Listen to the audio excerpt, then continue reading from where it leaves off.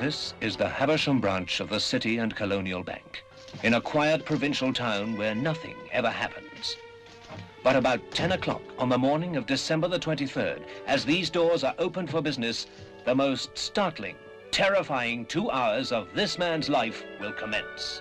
I walk into this bank this morning, hand a card over the counter, and immediately I'm shown in here and left alone with Fordyce. I could have stuck a gun in his ribs as soon as the door closed. If I may say so, sir, you don't look much like a gunman. What does a gunman look like? Like this? Don't do anything, Fordyce. They'll die if you move or say a word. What is it you want?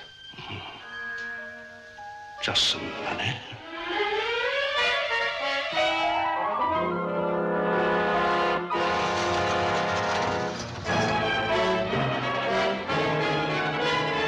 You'll never get away with it. How unfortunate for your family if I don't. Starring Peter Cushing as the bank manager, the martinet who lives for his work and almost dies for it. Andre Morell as Hepburn. His was the moment 1,000 thieves had dreamt of. We've been a year setting up this operation. There isn't the smallest detail of your branch which is not known to me. Try to remember I've only to make one of several prearranged gestures at that window, and your wife would be subjected to the most unbearable torture. Up to now, you've made all the threats. I'll make only one. If anything happens to my family, I'll kill you. I swear I will. Open safe.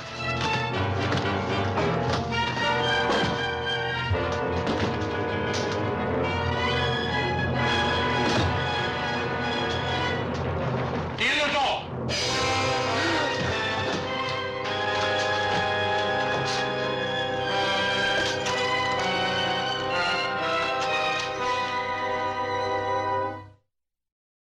The following is a paid advertisement. Really? A paid advertisement? Wait, the B-Movie Cast got paid? Yes, the following is a paid advertisement. This episode of the B-Movie Cast is brought to you by the estate planning services of Twyla Minear Brooks, attorney at law. Remember, when the zombie apocalypse comes, things will move pretty fast. The body should be disposed of at once, preferably by cremation. Well, how long after death, then, does the body become reactivated? It's only a matter of minutes. Minutes? Well, that doesn't give people time to make any arrangements. Oh, you're right. It doesn't give them time to make funeral arrangements. The bodies must be carried to the street and burned. They must be burned immediately. Soak them with gasoline and burn them. The bereaved will have to forego the dubious comforts that a funeral service will give. They're just dead flesh and dangerous. So don't leave your estate planning needs until the last minute, because you don't know when that last minute could come. Call Twyla Minear Brooks, attorney at law, at 859-351-2294. That's 859-351-2294. Remember, when you go, you don't want people saying, "Yeah, they're dead. They're all messed up." Twyla Minear Brooks, attorney at law, is licensed for practice in the state of Kentucky. Consult your local attorney for matters outside of the state of Kentucky. Command mark. The time will be running at X-20 seconds. Mark. 5, 4, 3, 2, 1. Fire.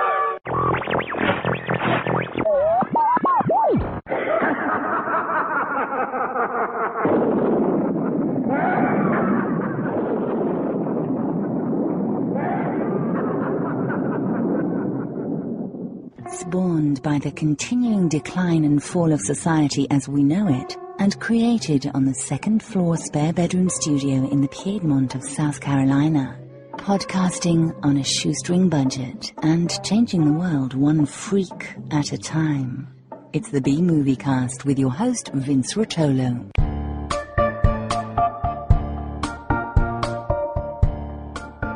From coast to coast and worldwide via the internet, this is the B-Movie Cast, the podcast of unusual film and television. Hi, guys, and welcome back again to the B-Movie Clubhouse for episode 521 of the B-Movie Cast. Before I go any farther, I want to get our contact information out of the way. We love hearing from all of you, so we have a feedback segment devoted to your comments and suggestions, and this is how you can contact us. Option 1, pick up your phone and dial 888-936-0808. This is a toll-free number and a very easy way to leave a voice message. Option 2, you can make your own MP3 file and send it into bmoviecast@gmail.com. Or use your smartphone voice software and record a call, then just send that in as an attachment instead. Or option 3, if you're not into talking, you can just shoot us an email to bmoviecast@gmail.com. Our website is bmoviecast.com, where you can subscribe to the podcast. It's free, and there you can join us on the Facebook bmoviecast fan page and letterbox. Also, you can play the contest by sending in your answer by email to bmoviecast@gmail.com with contest in the subject line. And check out the links while you're there, or buy a t-shirt. I currently have smalls to 4X's. If you want to help us financially, there's a donation box you can click on as a supporter on the Lugosi, Karloff, Agar, and the infamous Xanadu level through PayPal. Also, the easiest way to donate is to click on the Amazon bar on the right side of our homepage. This Amazon link will take you to Amazon.com to make your purchase. It doesn't cost you anything, and you can still log into your personal accounts when you get there. It's completely private, so think about us before you buy online. We have our co-host from Lexington, Kentucky, author, editor, screenwriter, film producer, Nick Brown. He has a new website, and it is authornickbrown.com. That's AUTHORNICBROWN.com. He's the author of the Werewolf for Hire series starting with Blood Curse. He's also selling a series of books in collaboration with his wife, Fiona Young Brown, called the B-Movie Cookbooks. All of these are available on Amazon. He has produced 3 movies. The first 2 are Wretch and Loss Prevention, both of which could be ordered on Blu-ray or DVD through Amazon. And he is also the producer of the award-winning film Fall of Usher, which is now available for purchase or rental on iTunes and Amazon streaming. Our special guest today is Matt Kowalski. He's a professor of history at both Temple University and Delaware County Community College. His teaching research interests are in the fields of modern Russian and Central East European cultural history, with a concentration on the Cold War and late socialism. His focus mainly revolves around the interplay of film, sport, and consumer culture, food, drink, etc., and society. He's authored 5 chapters of a new edition of the Global Studies textbook published by Kendall Hunt. The name of that is Aspirations and Dissonance, Readings in History, Religion, and Global Affairs. He's also recently had a chapter on Weimar horror films and the Great War, published in the new WW Reader. What's a WW Reader, by the way? World War I. Ah, okay. When not doing all that, he's trying to save money for his wedding to Marie. Hi, Marie.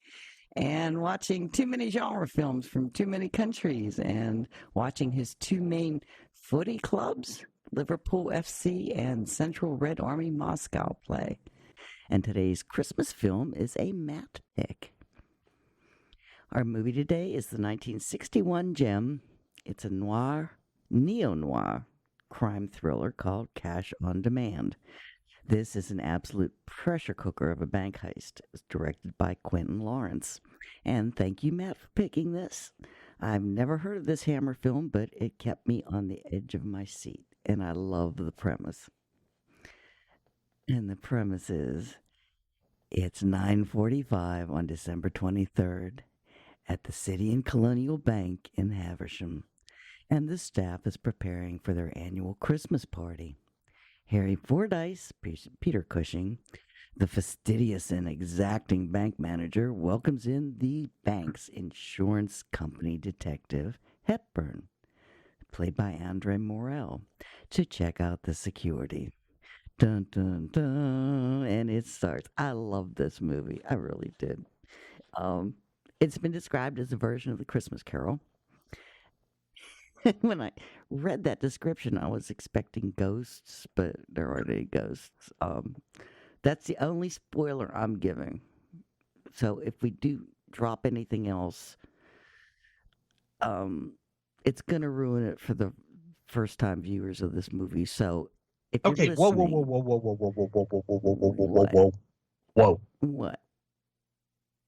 What? Whoever's listening to this podcast, all three of you, I want you to stop listening. Yes. And go watch this movie on YouTube. It's cash on demand.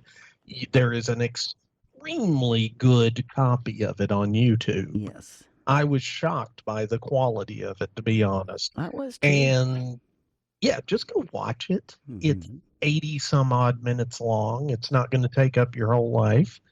And it's, as Mary said, it's a good movie. And I think it's worth watching. And we are going to spoiler the hell out of it. Oh, okay. Well,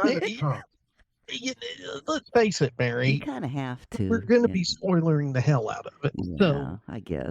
This is everybody's free start talking about it warning. Yes. Go watch the movie. Yes. You have been warned. By the way, hi, Matt. Hey, how we doing, guys? Happy holidays. Okay, I watched it on YouTube, and there's two versions on there, so I picked the longer running time. And it was, like he said, a great copy. There's also another YouTube video that's on there that's really great to listen to. It's the intro and outro by Eddie Muller from TCM's Noir Alley when he was introducing and ending the movie. And there's some really good stories in there, so you might want to listen to that. I have a question for you, Mary. What? You described this as neo-noir. Mm-hmm. What's the difference between noir and neo-noir? You know what? You'd have to talk to Santetito. I still don't know the difference. Okay, I did not mean to call you out on that. I'm going to cut that out. No, you can. No, I mean that's what it's considered, neo noir. I just don't know the difference. Is there like a chronological cutoff? I guess that's always been my rule of thumb. Like that might make sense because yeah, I'm thinking film noir was the 30s, 40s, 50s.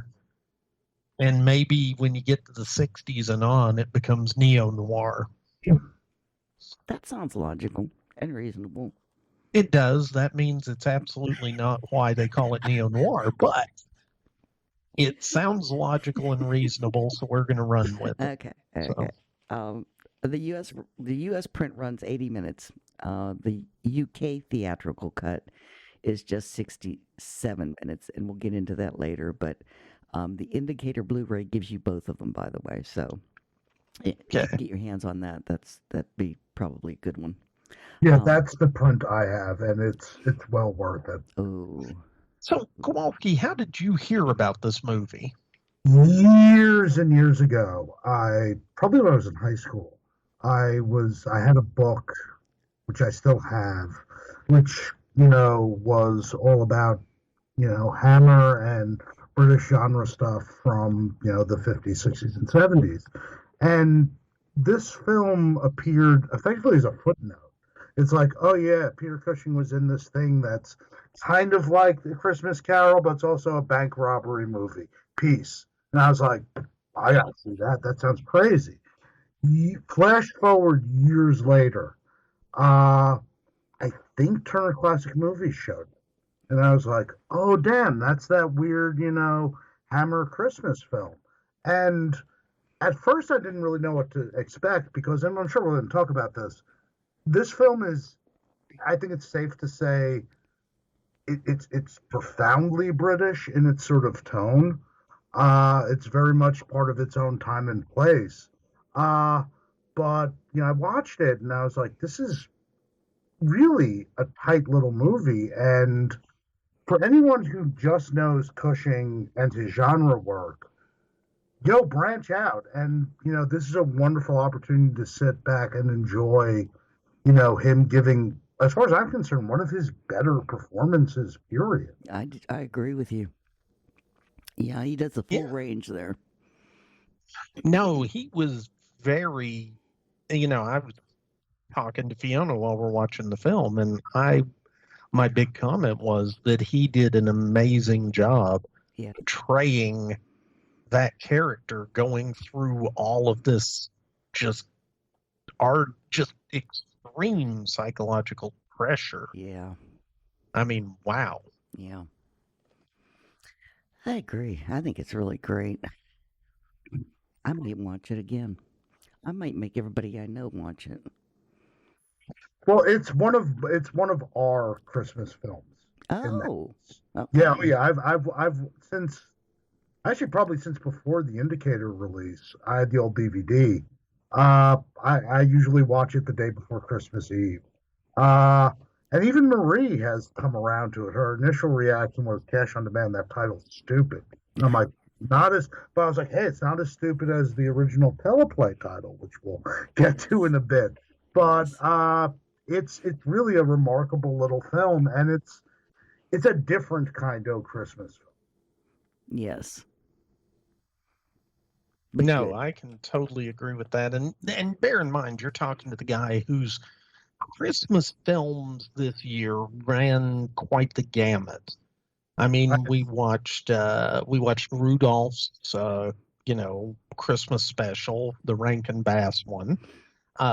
We watched Love Hard, which is a rom-com that came out a couple of years ago. Highly recommend it, by the way. It's cute.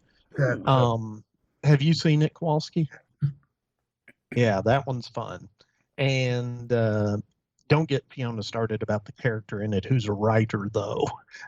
Like, oh my God, she writes one article a month and has an office in West Hollywood. Okay, sure. She made that really clear on Facebook, and I was like, I've seen that movie. But, we're watching films like that. But then we went to our holiday staples, rare exports, Die Hard, Silent Night, Deadly Night. Now, my most recent regular holiday film, which I did not watch, was Père Noël, which is that French one that kind of like Home Alone meets Die Hard meets, I don't know, weird psychedelic French cinema. But we didn't watch that one this year, but we watched a lot of interesting and some really, really bad flicks. I can't remember the name of it, but there was one with a robot Santa that goes on a killing spree. And yeah, let's just say that wasn't a great film, and I don't know why I thought it would be. Okay, I am going to bring up one new film that I did think was really good. And by the way, I've just totally derailed our conversation because now I'm talking about Christmas movies that I like. But okay, Shudder original film. What was it? It's a Wonderful Knife. Oh. So it's a play on It's a Wonderful Life, but it's the final girl at the beginning of the film. She kills the killer. And then 1 year later, and it's a Christmas killer. And 1 year later on Christmas, her life is just miserable, and she just kind of wishes she'd never been born, and ends up in a world where she'd never been born. And the killer that she stopped on his first night of killing has now become a regular, like he's killing somebody every week in this town, and the whole town's just gone to crap. And it is a really interesting movie, a lot of good concept in it. Gonna say the execution could have been a little better. It was a little clunky at times, but I recommend it. Was it gory? Well, Mary, define gory. And I'm not being funny. I mean, my idea of gory is different than Fiona's idea of gory is different from some people's idea of gory. Okay. I mean, I can sit and watch CSI and not even flinch. Some people have a hard time watching the old episodes of MASH. Oh, okay. Okay. So, That's true. What's gory? Yeah. You would think it's gory. Okay.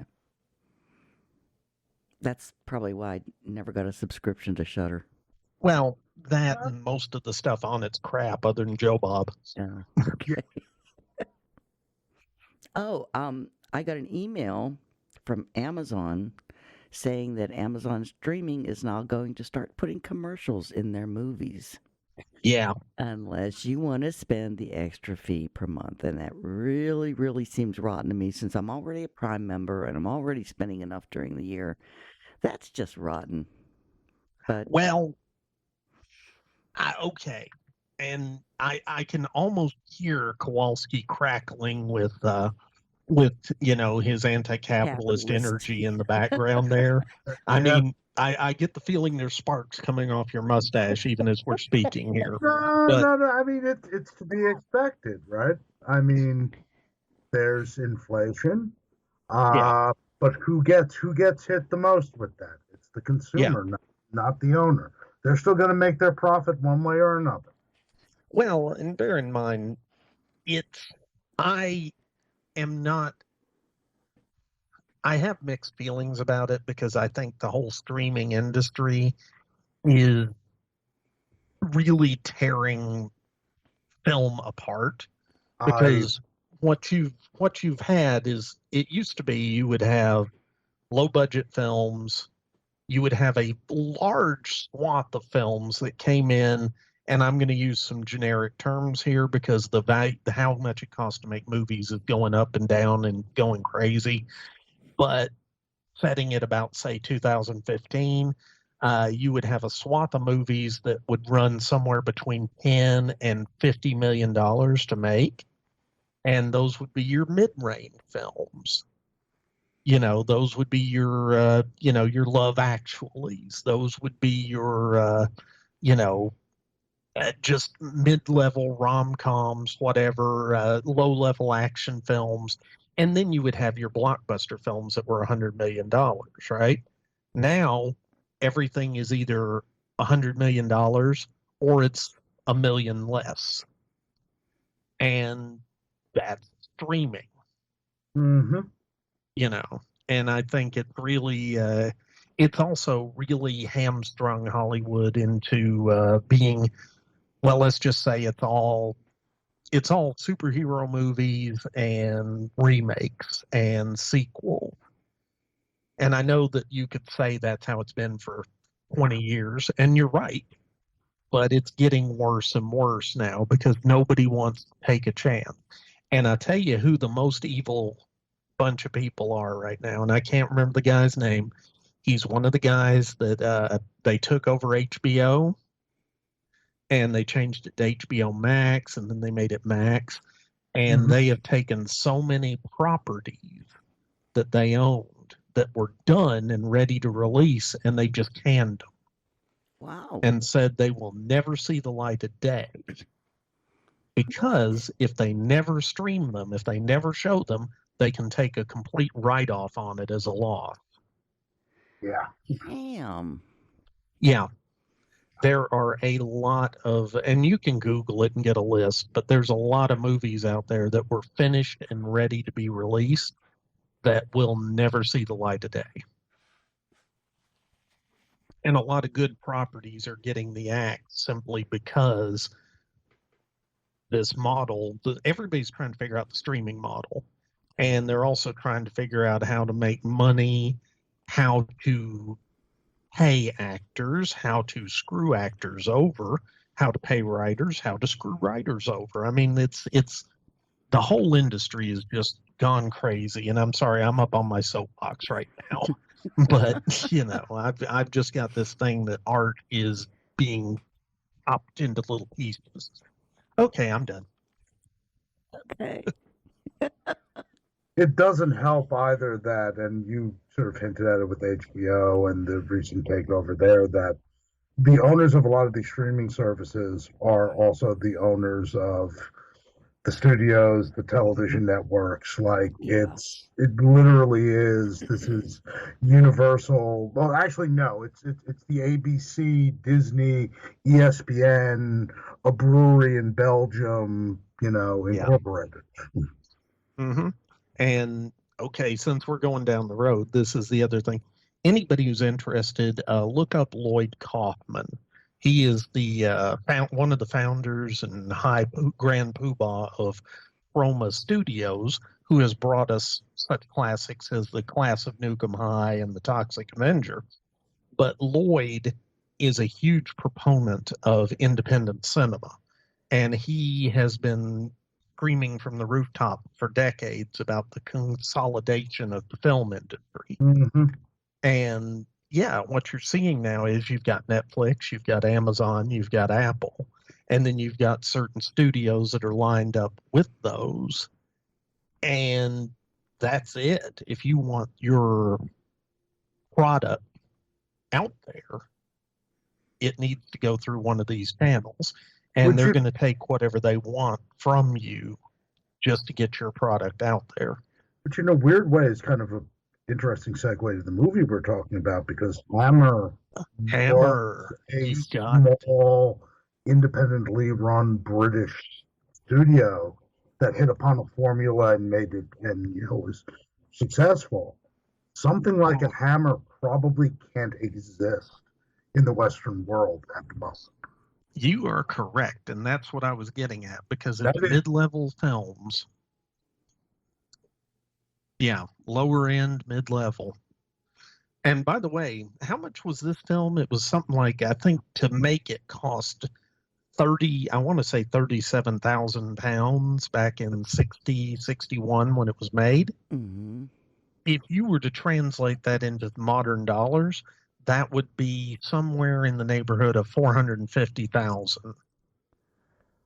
So this was not a high dollar project. Yeah. Which is why it was in black and white, too. Yeah. Yep. You still there, Kowalski? Oh, yeah. Oh, okay. Sorry. I thought you got cut off there for a second. I just wanted to make sure.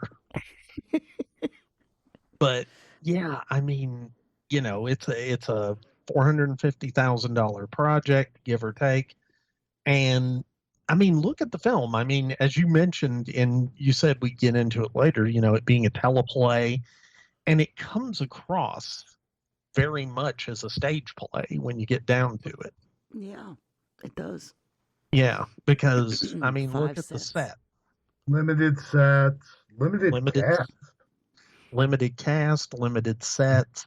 Even when it ventures outside of certain settings, it's something that could happen off screen, and you wouldn't have. The film would still work if you hadn't seen the guy go get the car, for example. Mm-hmm. That it would still work. So that in itself was an inside set. Well, it was a good set, and I did like the bank vault. Yeah. You know what I like most about the bank vault when they went down and got into it?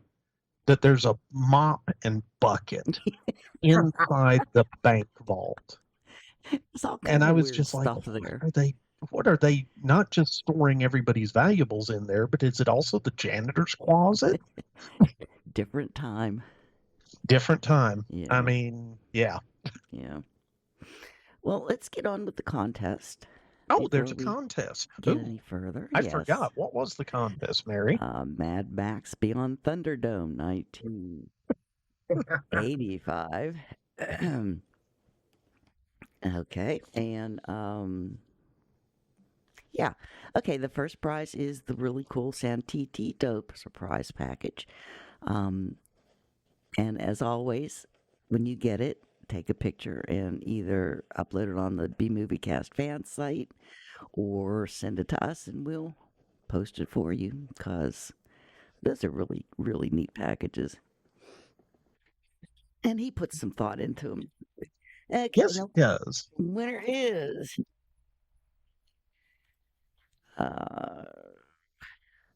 Don Falcos. Congratulations, Don. You've got congratulations, Don. Package. And our second prize is from Pat Kelly again. He has started donating movies again this year.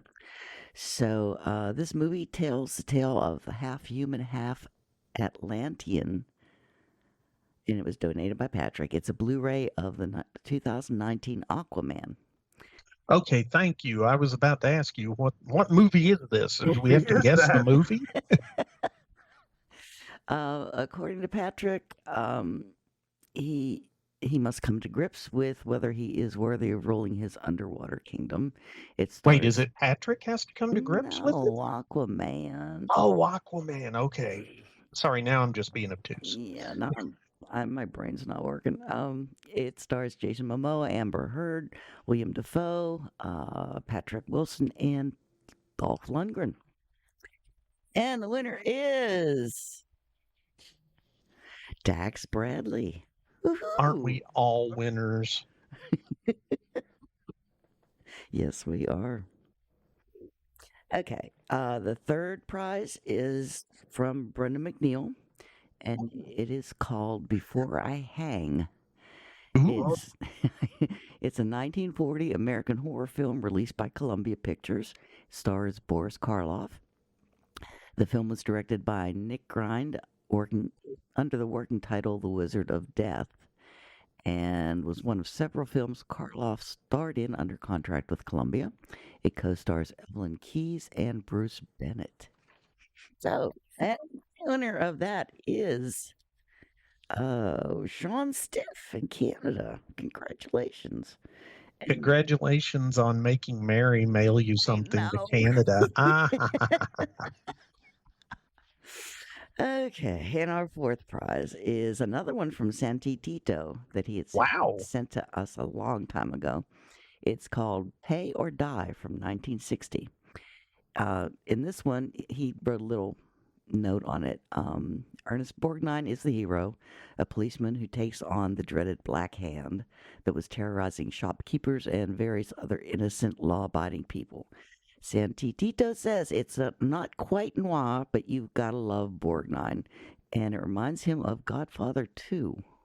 Ooh. Yeah, that's... Is it too late for me to enter the cast? Mary, the answer is Mad Max Beyond Thunderdome. Oh, let's see. And the winner of that is... I'm thinking it is too late for me to enter. She didn't even flinch. No, I didn't. I ignore you. Okay, the winner of that is Troy Date. So congratulations, Troy. Yeah, for real. You've won Pay or Die.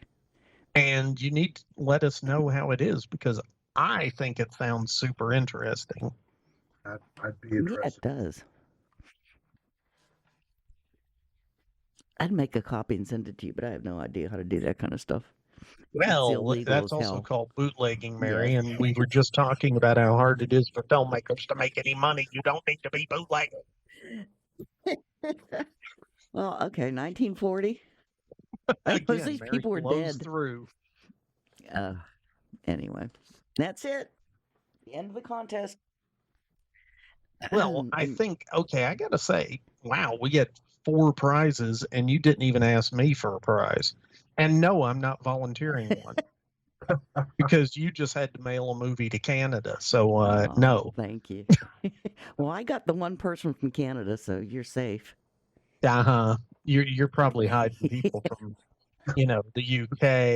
You probably got somebody from, I don't know, Germany. Addis Ababa in there, Yeah. No. I'd be nice. All right. So, on with the movie. And On with the movie. Losing my voice rapidly, so you guys are going to be talking a lot. Oh, well. Because even though I'm over with COVID, I think I'm getting a sinus infection now, so. Mary. I don't have like long COVID or anything. It's just, I don't know what it is. Now, you've got short COVID, but. That was a joke. No, that was the end of it, Mary. Oh, okay. It was just a stupid joke. Okay. Because I'm short. What? No. Huh? What? Okay. Wow. Ladies and gentlemen, we'll be back after these messages. This episode of the B-Movie Cast is brought to you by Paxlovid. Paxlovid, that stuff that they give you when you have COVID that doesn't really get rid of COVID, but you get it again after you've had it. That's right, Paxlovid. Available now from pharmacies near you. No, I've been testing myself. I don't have rebound COVID that you get from Paxlovid. You see, you don't have Paxlovid. Yes, I don't. Okay. And I found out you can't go to like a doctor and have yourself tested again because their tests are so accurate that just the antibodies left in your system from COVID will show up as like you still have COVID. So you have to use like those over-the-counter ones to really test whether you have COVID or not. Okay. I'm filled with trepidation about the state of the world. But anyway, Guess I have to include a new paragraph on my syllabi for the spring because what I have, if that's true, Mary, what I'm telling my students about procedures is total bullshit. Oh, well, what, okay, I'm curious. What are you telling them as far as Oh, procedures? yeah. So since the pandemic, we have had to, as soon as classes came back on campus in any form, we've had to include like a page of, if you think you have COVID, you might want to do this, and you have to do this, and you have to go to the university health specialist, and then you have to email me and tell me if it was negative or positive. So there's like, the syllabi were getting progressively longer every semester because universities don't want to get sued. But since COVID, there's like a whole addendum. It's like, if you have long COVID, you have to do this, or it's for real. If that's true, we have to go through that and maybe alter that paragraph. Wow. Well, there is a it's called rebound COVID, and people that took Paxlovid sometimes get rebound COVID. I think it's like 12% of the people. See, I'll be honest, Mary, anecdotally, I've known a lot of people who got COVID, took Paxlovid, and felt better for 4 or 5 days and immediately relapsed into symptoms. Now, they say, ooh, it's a second case of COVID. It's not, my understanding is it's not really a second case of COVID.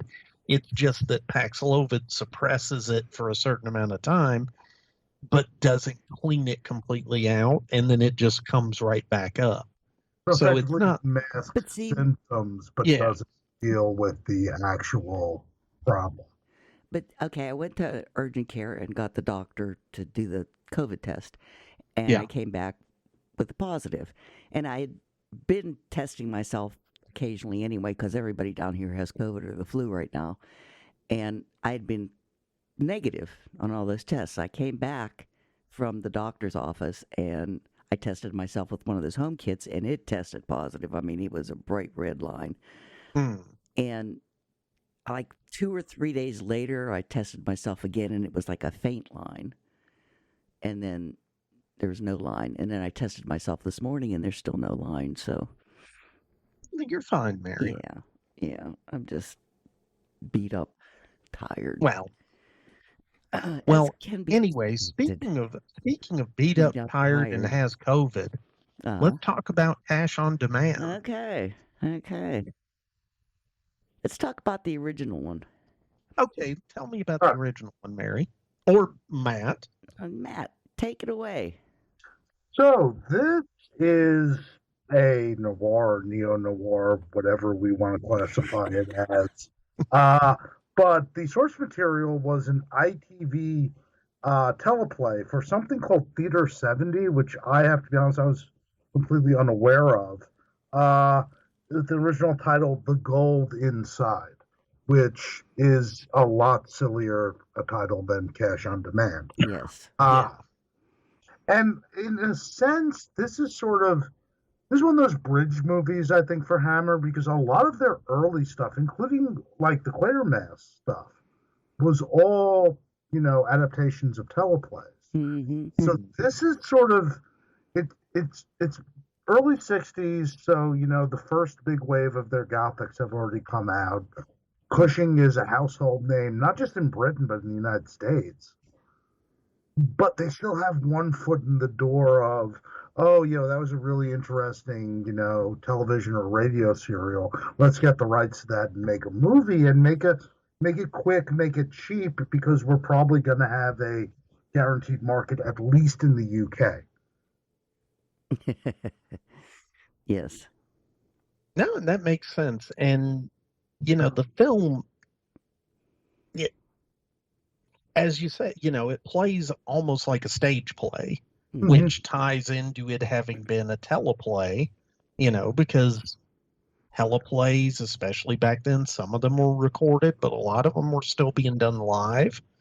So, you don't want to have a lot of sets. Well, I found out Theater 70, a lot of their stuff is gone. Yeah, I was actually just about to say that. Yeah. It wasn't even just a lot of it was live. Some of it was recorded, and this was apparently standard operating procedure, not just over at ITV, but also the BBC up until the 70s. Like, they reused tape. Yeah. Yeah. They would just it'd be like, oh, okay, so like large swaths of British television from before the 1970s is just freaking gone. I know. Yeah. Unless somebody happened to tape it off of a television or something. Gonna say they weren't really doing that back then, Mary. True. Say, yeah. Early VCRs, you're talking like mid-70s, I think. Yeah, I think I think maybe early 70s, but even then, you know, Vince had one in the early 70s. Yeah, okay, that was Vince. Me, though. I mean, was his steam powered? It weighed a ton. It was in 2 pieces. Yeah.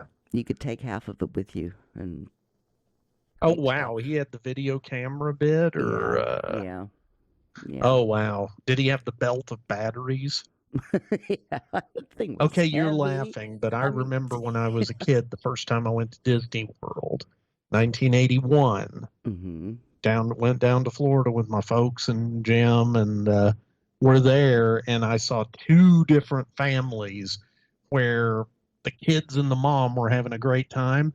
Dad looked like he was an Action 7 news anchor or, you know, cameraman, and he had the big ass VCR and literally a belt that looks like the 60s Batman's utility belt on steroid. Yeah. And it was battery. and everything you taped was kind of shaky because after a while the stuff was so heavy your arms would start sagging on you. It was sad. Wait, you're saying there wasn't stabilization? That probably, yeah, right. I think that probably was mid-70s when he had it. Oh, I don't remember. I don't remember what I did yesterday. Well, anyway. Anyway. Videotape. I also found out Theater 70 was called Theater 70 because the plays filled a 70-minute slot on Saturday on ITV. That's why it was called Theater 70. I thought that was interesting. That is interesting, and, you know, it sort of jives with the fact that the British version was 67 minutes long. And the U.S. version was 80 minutes long, and that's the one that, what was it, Columbia Pictures distributed? But here's the thing. This got a theatrical release. In the U.S. Why did they cut so much of it for the U.K. release? I know. Because it did well over in the U.S. for a couple years. This is still... And I'm wondering what was cut, and I'd have to go, shame on me, I should have watched both versions. This is still early 60s Britain. Their censorship laws were weird. Okay, okay, the part I heard that they cut out was some of the banter between, his head clerk, that whole bit about he was stealing money or whatever it was. Remember that part at the beginning? Yeah. Where they're going to fire him? That part got cut out. Yeah, so the interplay between Fordyce and Pearson. Right. Yeah. Yeah. That's the part that got cut out.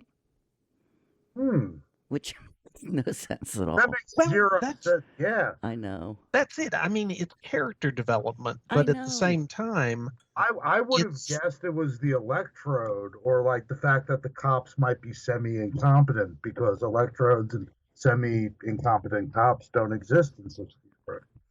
Well, okay. I didn't watch it myself, so this is just what I've read. It could be wrong. No, that's an interesting point. That is. Yeah, I mean, what was the rationale there? Because, okay, this is the thing. More plot seems like something the British version would have, and then they would cut it out for the Americans because we're too busy shoveling popcorn into our face to notice. Yeah. I think it's a co-production between Hammer and Columbia, too. It was part of the distribution deal that Hammer signed with Columbia in the late 50s. I'm wondering, though, maybe it was released as a double bill in Britain, so they thought, shave 10 minutes and, That's a good idea, because it did show with Bye Bye Birdie. Okay. There you go. There we go. I guess it was the B movie for Bye Bye Birdie. That Yeah, kind you'd of think makes it'd be sense. the A movie for Bye Bye Birdie, because you'd think people would hang around, they would watch that and hang around to watch Bye Bye Birdie, because I could see, Peter Cushing was kind of a draw, and some of these other cats were pretty well known, but at the same time, I don't see this as being the big draw film, Yeah. No, it was a support film for Bye Bye Birdie. Well, I do think it's at least cool that it was released at Christmas in LA. Yeah. And it was released at Christmas in the UK, but like you said, 2 years later. Years later. Which, by the way, just for everybody's little bit of trivia information, I did a net present value on the $93,000, or excuse me, 93,000 pounds in banknotes from 1961. Now, assuming that the exchange, we translate this into modern pounds, and we don't try and deal with sixpence or farthings or any of that crap, just going straight into pounds, it would have been about 928,600 pounds if the robbery had happened today. And for the American audience, the current exchange rate is 1.28 US dollars to the British pound. So we're talking about somewhere in the neighborhood of $1,180,000 roughly. Oh. So it's a good amount of money. Yeah. Especially for the low, I'm not going to say low effort, I'm going to say low partners required, low risk, relatively speaking, way he did it. Yeah, that's true. And he being the bank robber, by the way. He did a lot of research. He did a lot of research. I mean, he played it smart. I wonder if, and this is just me, I wonder if the way it ends, and yes, kids, going to bring it up right now, so go watch the movie. Spoiler alert. They catch him at the end. He's busted, right? Mm-hmm. I wonder if that had to do with, some of the stuff from the Hays Code, that the crime can never pay. In 61? Yeah, the Hays. Well, and see, this is where I'm saying I'm wondering, because it was a co-production. Well, I mean, it was part of the distribution deal, so they were making it for a U.S. audience. I don't think that would per se enter into it, but I will be honest, though. You wonder what this film would look like if it was made 10 years later. Yeah. I think 10 years later, and it might have ended up being, sort of, it might have ended with more of a cliffhanger, or it might have ended with the villain getting away with the loot. Yeah. Or Peter Cushing's transformation, like, we'll talk about this, because part of I'll spoiler alert. Peter Cushing's character is Scrooge. And you wonder if his transformation would be him and Andre Morell on the road with the stolen money, smoking a joint on motorbikes. I was thinking it was Morell and the banker's wife.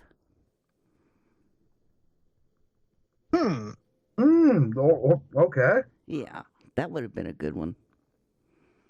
Well, not good. I like this ending.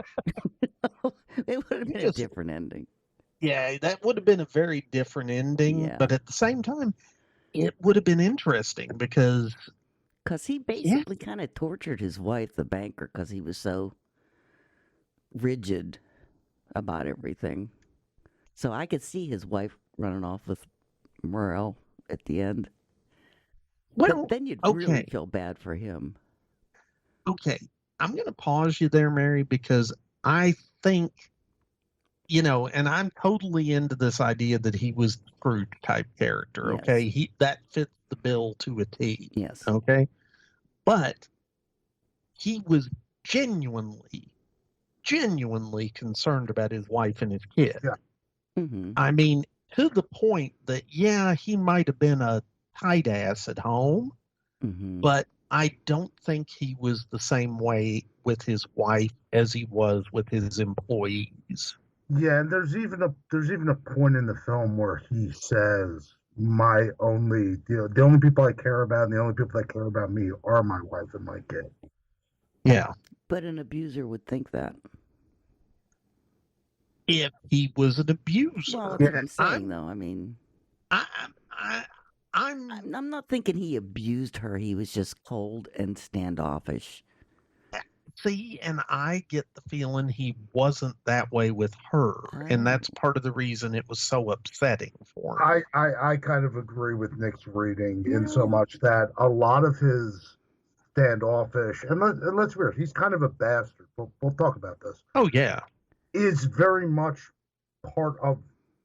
This is why I think my weird late 60s, early 70s counterculture ending kind of works too, I guess, for doing alternate universes.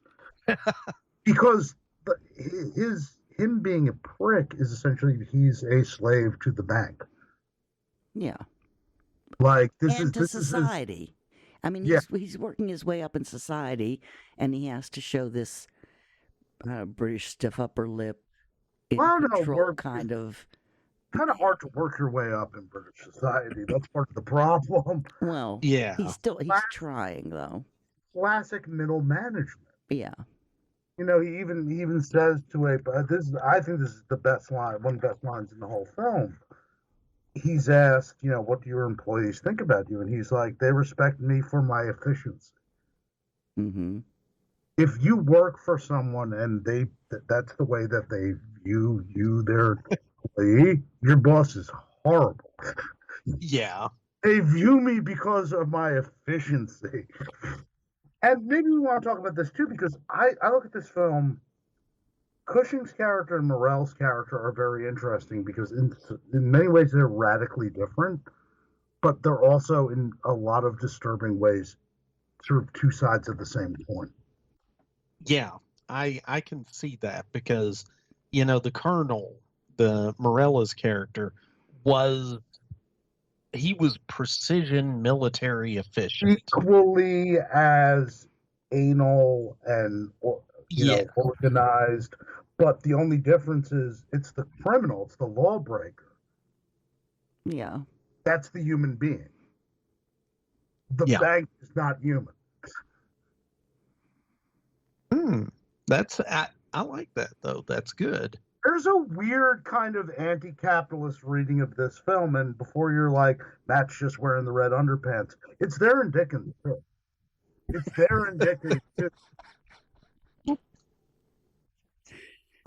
I don't care what underwear you're wearing, Matt. I like your opinions.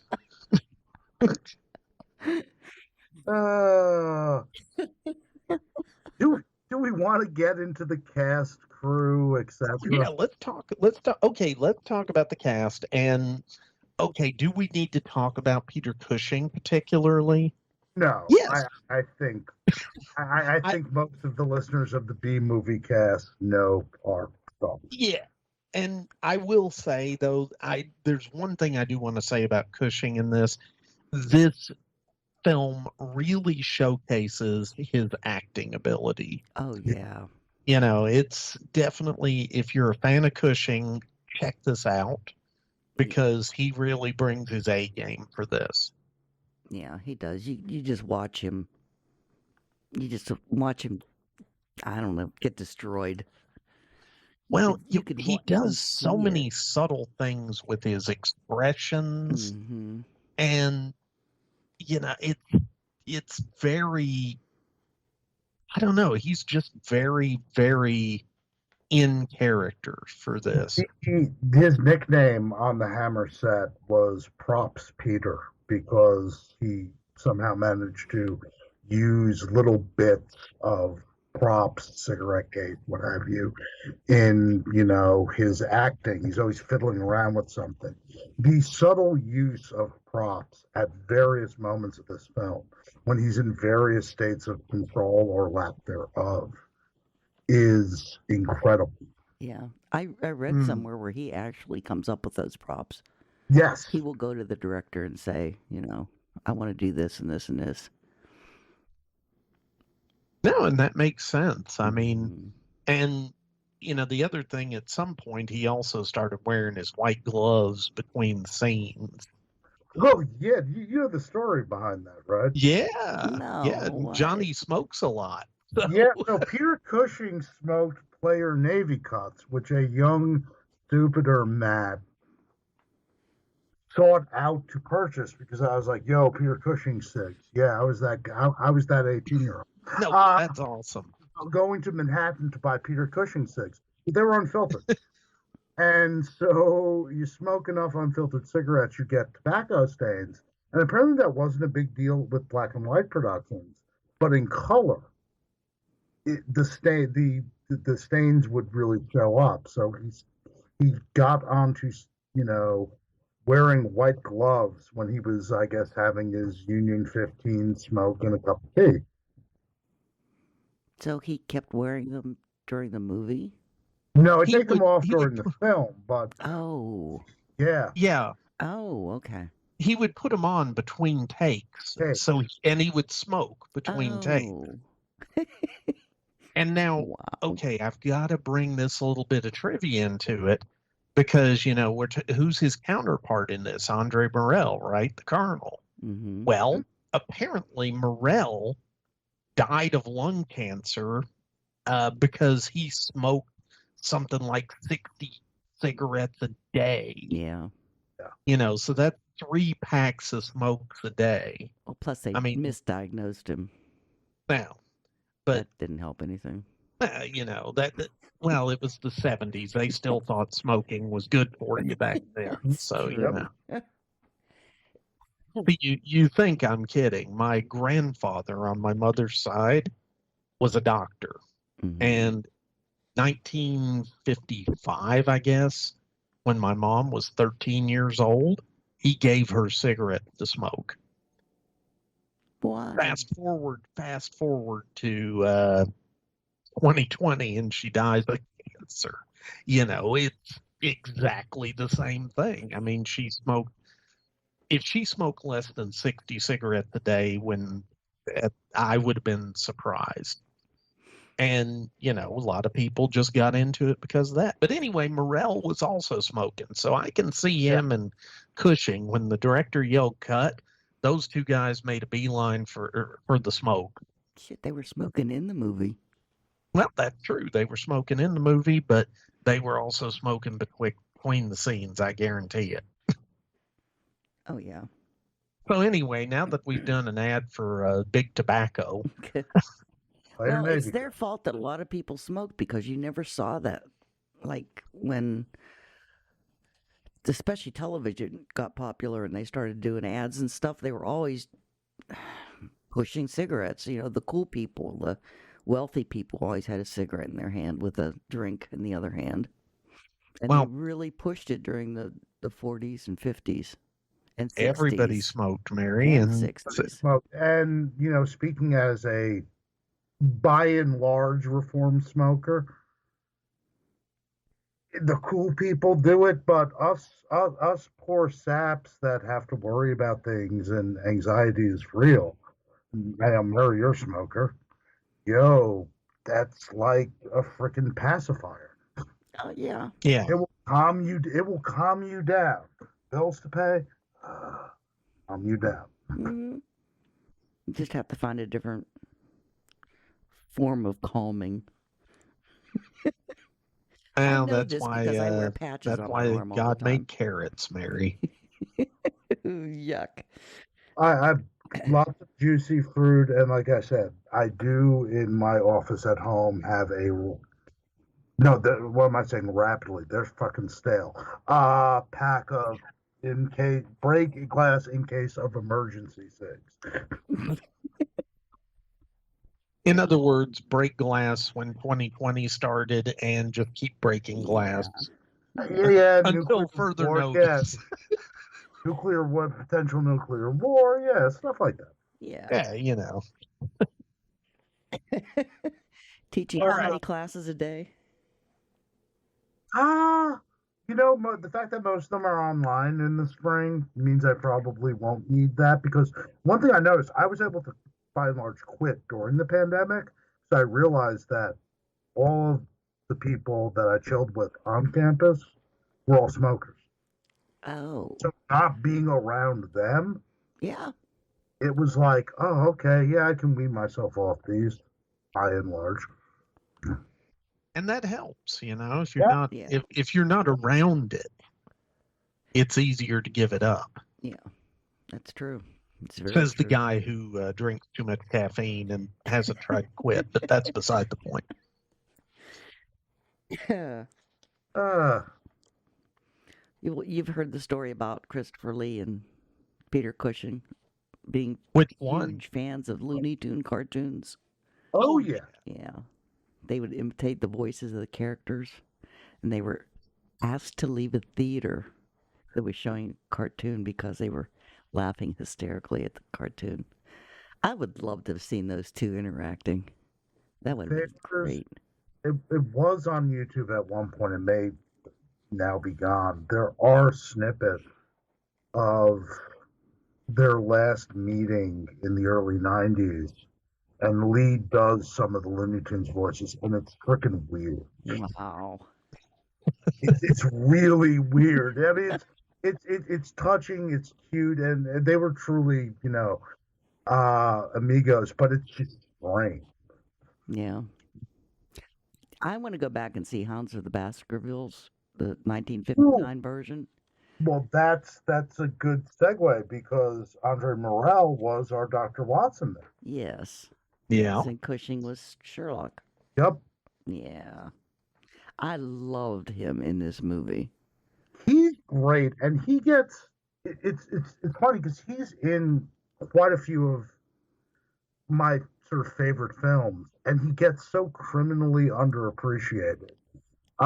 He's in smallish role, but an important one. I think this is one of your faves too, Nick. Bridge on the River Kwai. Yes. Yeah, so he's in that. I have no idea. Have you guys done Plague of the Zombies on here? I don't think so. I don't think we've done Plague of the Zombies, but we need to. But one we did was Quatermass in the Pit. Yeah. Quatermass in the Pit. And he was Quatermass, man. He's my Quatermass. I think Andrew Keir, who plays it in the film adaptation, is quite good. Brian Dunleavy is too American and too drunk and too angry. He's good, but he's all of those things. So, like, I mean, Morell's my guy in the old teleplay. And like I said, if and when you guys do Plague of the Zombies, please let me know. That is actually my favorite Hammer film, nonstop. Oh yeah, no, that's the Class War Hammer film. That film's really good, and he's great in that as well. But yeah, one of these first character actors that never really got his due. No, he didn't. I mean, I don't remember him. He was in the Giant Behemoth. I don't remember him in that. Oh yeah, he's the scientist in that. Okay, I don't remember him in Ben-Hur. Or She. Well, so in She, he's got a keffiyeh, a fake beard, shoe polish on his face, and he's overdubbed by a Cypriot man. So yeah. Other than that. Yeah. Yeah. I haven't seen The Mummy Shroud. That's a good one. That's a shout out Rod Barnett. That is a film that I don't think gets nearly enough credit, and I know Rod and myself are big proponents of that one. I mean, it's not as good as the first Hammer Mummy film, but I think it's easily the second best. Okay. Well, I think that may be one that we need to just pull the trigger and do that one, because I have not seen it Yeah, Mommy I will Shroud? say I'm that guy, and I kind of want to. So this might be an excuse. Yes. Sounds good. I would like that one. Don't start marking the calendar yet, though, Mary. Lord, I couldn't find a calendar right now. I'm so bleh. Fair. Yes. I also want to watch Barry Lyndon. Oh, It's come up in a couple things now, and I've never seen it, but he was in that one too. Okay. And what's his face did it? Peckinpah. Well, who? Oh, wait a minute. What am I talking about? Not Peckinpah. Strangelove Man. Why am I drawing a blank here? Kubrick. Yes. Kubrick. Thank you. Oh. Thank you. Yeah. Okay. Yes, it's come up a couple times. So I really need to watch that one too. Well, okay. The last thing I want to bring up that he's been in, he was the voice of Lord Elrond in the Lord of the Rings Rankin Bass animated TV thing. Oh, Lord. And I bring that up. I bring that up because I just watched Rankin Bass's Rudolph the Red-Nosed Reindeer. Aww. And I'm reading, well, I finished reading that book on the making of The Last Dinosaur, which was a Rankin Bass production. Wait, there's a book out about the making of The Last Dinosaur? There is, and it is a ridiculously entertaining book to read. Yes. I have to get my hands on I it. will send you a link, Kowalski. As a matter of fact, I will post a link on the B Movie Cast in the show notes. Do.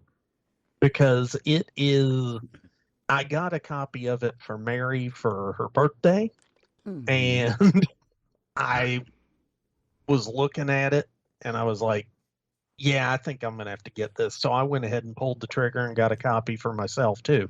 And I'm going to say I finished reading my copy that I got a month after Mary got hers. How far into it are you, Mary? Haven't finished. I can't remember what I did with it. It's under a pile. It's under a pile. It's under a pile. I'm Okay. sorry. I feel my money was well spent. No, seriously. Ever since my bank accounts got hacked and all my cards and all that stuff happened, I've just got piles of paperwork everywhere because I'm still getting like late fee notices and all this kind of stuff in the mail because these stupid companies can't get their stuff together. I like how you edited Nice yourself save there, Mary. To transfer, like, you know, the old account number to the new account number that they have to do direct deposit or direct debit from, and it's just a mess. So I literally have piles and piles of paperwork in this house right now. Well, and they're covering like everything else. I can't well, find anything. What you need to do, Mary, is dig through those piles and find The Making of the Last Dinosaur and read it. Yes, sir. It's I a will. fun read. Yeah. Cool. I will. All right. Yes, sir. So, and like I said, I'll post that in the show notes. Now, that's it for me bringing up movies because I just had to bring up that Rankin Bass connection. So. Oh, I want you to post the picture I sent in of the Christmas present you sent to me. Oh, that's right. And Yes. Okay. Since we're pausing and talking about things I'm going to post, yes, I will post a copy of the picture. So for the B Movie Cast family listening, I commissioned friend of the show, Casey Knoll. You guys might know her. She does the Jamie Jupiter cartoon comic book series that she publishes. She also did the cover of the B Movie Cookbook, the 1960s. And she did all those little cool illustrations that are inside the book, too. Well, I commissioned her to do a picture of Marion Vent. And so I sent her a couple of photos of Marion Vent that I totally stole off Vince's Facebook page. And then she said, well, what do you want them to be doing? And I said, I want them to be chilling out with some B-movie monsters. And the first thing Casey said was, how about Roman? And I was that was like, a perfect choice. And then she actually goes, and I tell you what, I'm going to put him in the cave with the bubble machine. Yeah. And I'm like, yeah. Yeah. And so she's got Roman, she's got a mutant, and there's a flying saucer. Yes. And there's the bubble machine. And Bronson Cave. And Bronson Cave. Yeah. So, I mean, it is a really nice photo. And by the way, folks, Casey is very open for commissions, and she is incredibly reasonably priced. When she tells you how much she charges, she's not kidding, and you will be ashamed of yourself if you don't triple it. Okay? Wow. And that's all I'm going to say about her pricing. Oh, yeah. Okay? But yeah, I did more than triple it when she did the cover of the B-Movie Cookbook, the 1960s. Wow. Yeah, I think actually it was a double-digit multiplier, but that's beside the point. We talk about artists not being able to make a living, and she's one of the folks I know that really doesn't value her art enough. So yes, if you get a commission, I will find out and I will hunt you down if you don't at least triple what she asked for it. Okay? Okay, well then Nick took that picture and he sent it to Shutterfly, and they put it, I don't know how they did that. Printed it on a metal. It's a sheet of metal that they printed it on, and they put the hanger things in the back so I can hang it on the wall. It is so cool looking. I was actually going to do a canvas print for you, but I didn't like how the canvas prints look. Because the canvas print tend to wrap around, and so part of the picture goes around the outside. Oh, okay. And so that's why I ended up going with the metal one. I like the metal because with canvas, sometimes you lose the sharp detail. Mm-hmm. And this really, everything just stands out. It's really great. Thank you, Nick and Fiona. Well, you guys are, you're very welcome. There's no guide to it, but. Ooh, I just ran over Kitty's tail with my chair. Oh, is that what that noise was? And now Mary's wandered off to chase the cat. Okay, Kowalski. Right, Andre Morel. Do we want to mention anything about the director or any of? I was gonna say maybe we should mention the director because that guy, what was Quentin Lawrence? Yes. Yes. Oh, a lot of TV work. Not all that many films, but at least one of note for listeners of the podcast, Trollenberg Terror, which you guys did, what, about 2 years ago? Oh, God, we did that one longer than 2 years ago. It's been a while, but remember, folks, it's not the Trollenberg Terror does Yanks. It's the Crawling Eye. Hey. Dun, dun, dun. But I think the most interesting thing about this guy was nuclear physicist, man.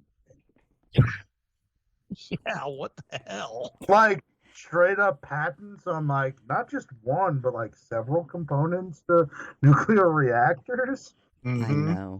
I know. That's it's. He actually worked for the British government.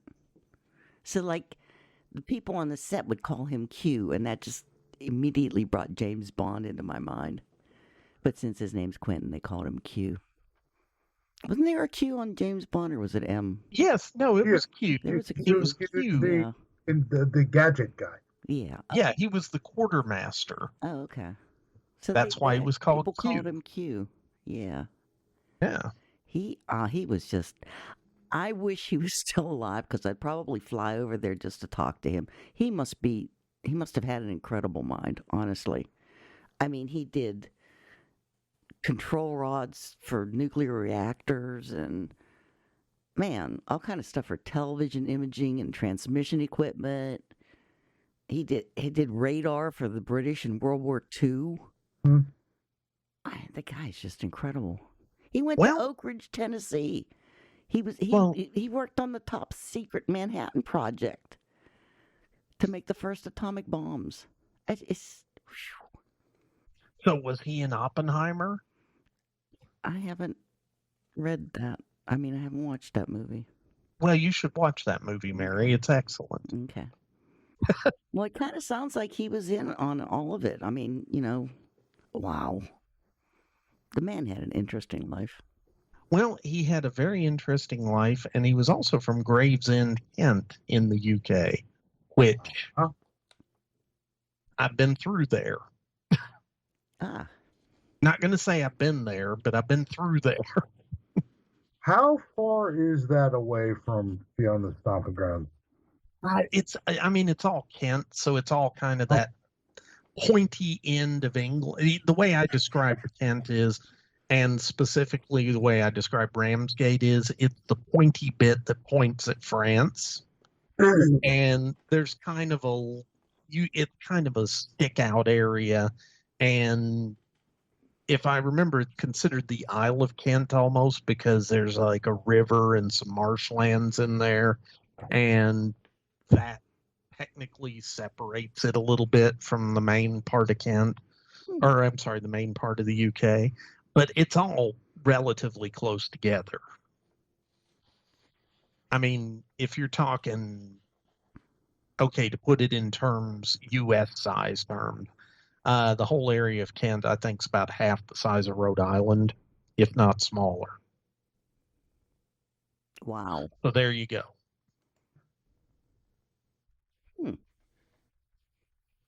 What did his parents do?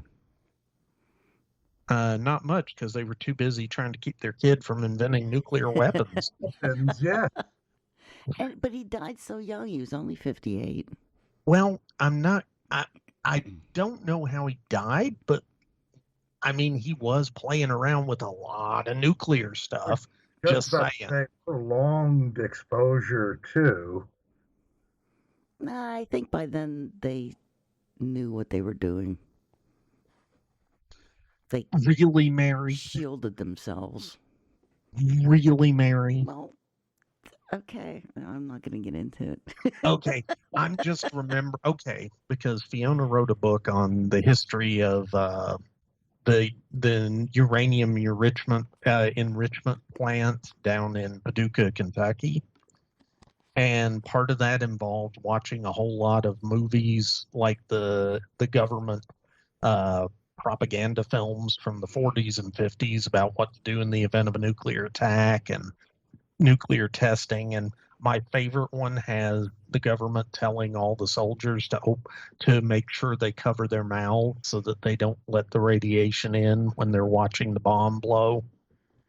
Well, they probably said that because they didn't want to try to explain about that they're trying to give all the soldiers cancer. Well, I mean, closing your mouth would stop you from inhaling contaminated particles that would then be inside you. I know. Which are worse than just radiation to me. I don't know. Yeah. Well, but even like, I guess, know, Mary, you worked at a nuclear plant. Yeah, I mean, like there's in the pre-atomic age when they're just like monkeying around with this stuff, you don't really quite have the same safety procedures. Oh, definitely. Laws like. Yeah. Oh, yeah, they definitely weren't. I mean, they were totally different back then. But I don't know. I really tried looking him up and doing a deep dive on his life, and there's nothing about him. It's he directed stuff, and like, you know, the nuclear physicist. It's like, wow. Yeah. I just think it's neat that he worked for the British government and they called him Q afterwards on the sets and stuff. I think that's fun. It is. So is there anybody else we want to talk about from this? Pearson. Oh, so Richard Vernon's character. Yeah. So it's funny you mentioned James Bond. So, like, he's one of those guys. And what I mean by one of those guys is one of those British character actors who shows up in everything. Yes. Yeah. Don't know who the heck he is. I remember him from Goldfinger. Do you really? Yeah. Wow. I don't. But then again, I don't remember anything. Tomb of Lygia, which I probably wouldn't have remembered if we hadn't just watched it around Halloween. Don. What? Gandhi. Oh, yeah. Yeah, I don't You know, remember him that in film that about either. that guy. Yeah. He's one of those British character actors that plays like either authority figures or sort of like, well, in this film, sort of the middle management. Yeah. What was he in A Hard Day's Night? He was a pompous man on a train, Mary. Oh, okay. And I got that totally from just looking at his character description About from the to say, movie. that fits sort of authority figure. Yeah. Stock authority figure, man. Village of the Damned. I don't remember him in that. He was in the Yellow Rolls Royce, which I really loved that movie, and I don't remember him in that. I don't remember him in Pink Panther Strikes Again. Again, Well, he's such Mary, a good remember, character he actor wasn't a main character. Yeah. He was a a character. British guy. Yeah, that's true. You He know. did so much TV work over there. Well, a man's got to eat. Yeah. I mean, okay, these are working actors again, Mhm. Mary. You know, these are actors who aren't making the huge money. So, you know, they're taking the role they can get and they're getting paid. Yeah. Who was Norman Bird? He played Arthur Sanderson. Yeah, so that's not the youngest of the male employees, but the fellow that plays chess. Yeah. Oh, okay. He was familiar, but looking at his filmography, you probably have seen him in British television. For the life of me, that's about it. Yeah, he was in so much stuff. Mhm. But like you said, it was a lot of British stuff. Lot Lord of the British Rings. TV in the 60s and the 70s. Yeah. This may come as a shock, Mary, but most of these people were in a lot of British stuff. I know. Because they I'd were love to see British. some of it, but we just don't have access to it over here. Well, remember, a lot of it doesn't even exist anymore, That's like we true. were saying. A lot of that's been wiped. Yeah. Yeah. It's a shame. Which is a shame. Not in terms of the cast, but in terms of the crew. When we think about Hammer films, we tend to think, because of the Gothic stuff, the bright Technicolor.